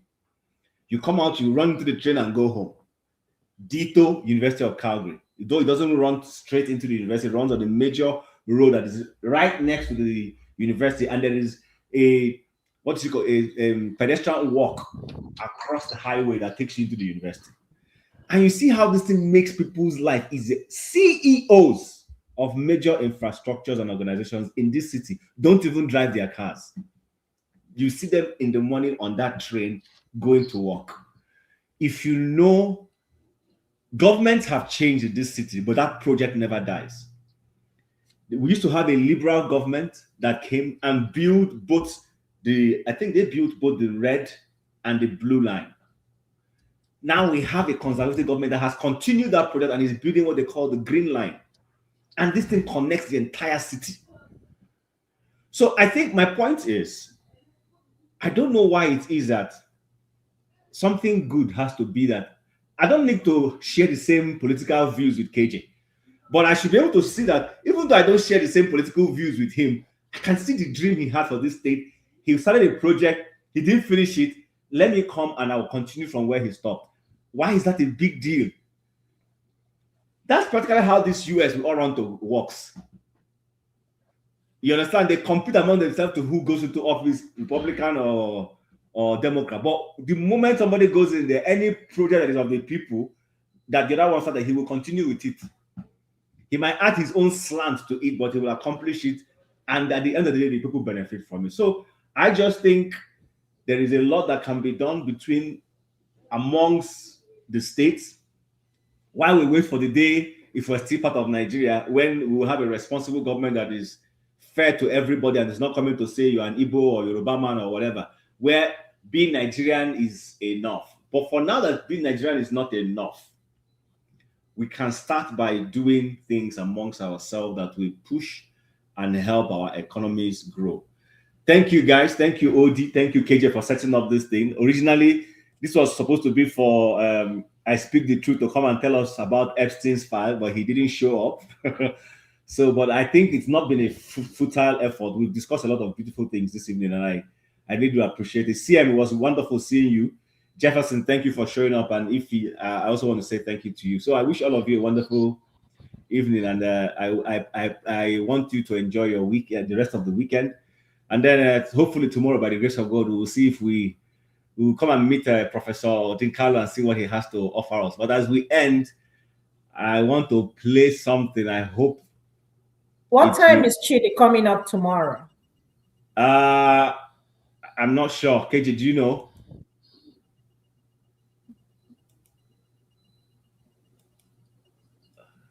Let's see this. And that's why the conversation about Christian genocide has been on. It's as if there's a direct attack on ECWA churches. Goodness me, I don't know how many ECWA churches have been attacked. Conversation about balancing out the tickets. Those concerns are valid. But let me stretch it also further by asking you, will the North be cool with a Christian tickets? This is how I'd learn AI in 2026 if I wanted a fresh start at 50. Watch this. So this is how I became the most dangerous. Okay, now 3 things. You asked one about attack on echo churches. You know, I take exception to generalizing the Muslims are arranging these things. It's not true. those kidnapping the churches or people in churches on the streets, Mr. Farouk. They do not represent Islam. Mr. Farouk Ali, but they do not. Mr. Farouk Ali, with due respect, you need to apologize to me. Can you tell me anywhere I said just now that Muslims are arranging these things? I never said so. So when you say you take exceptions to what I didn't say, I deserve an apology because you misquoted me right in my phrase. Okay. Okay. I apologize for that. Very well. But I also want you to, I apologize for that. But I also put it to you that these things are not, if anybody thinks Muslims are arranging these things, it's not true. It's got nothing to do with Muslims. It's got nothing to do with Muslims. And yes. And I repeat, it's got nothing to do with Muslims. Yeah. Thank you very much. Thank you very much. Then secondly, whether the Muslims will be good, will be hope with Christian ticket, well, let's wait until when we get to the bridge to see whether we can proceed. No, I'm asking that question Christian, because if you're listen to me. Based on the north, all right. Based on the north, based on the north, would they be also be okay? Based on the north, I know. With the Christian tickets, yes. Based on the north, Based on the north, I know the north will not be comfortable with Christian ticket, because if you do that, you are completely alienating the Muslims in the north. All right, guys. With that, I want to wish you a happy Sunday. I'm happy you heard it, so that by tomorrow when people come here to talk about some of these things, we have evidence. They want us to accept a Muslim ticket, but they will never be okay with a Christian. Divide Nigeria, let everybody go their separate way. For your question, tomorrow is 12:30. 12:30 in the afternoon. Please, I want everybody to go home and reflect on this question I'm going to ask. In 1914, a white man joined Nigerians together, and people say it is an act of God.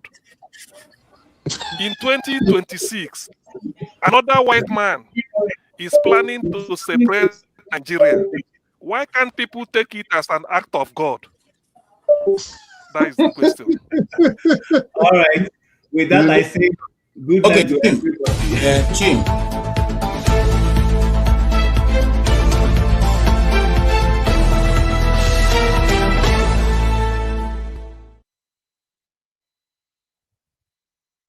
Thank you so much for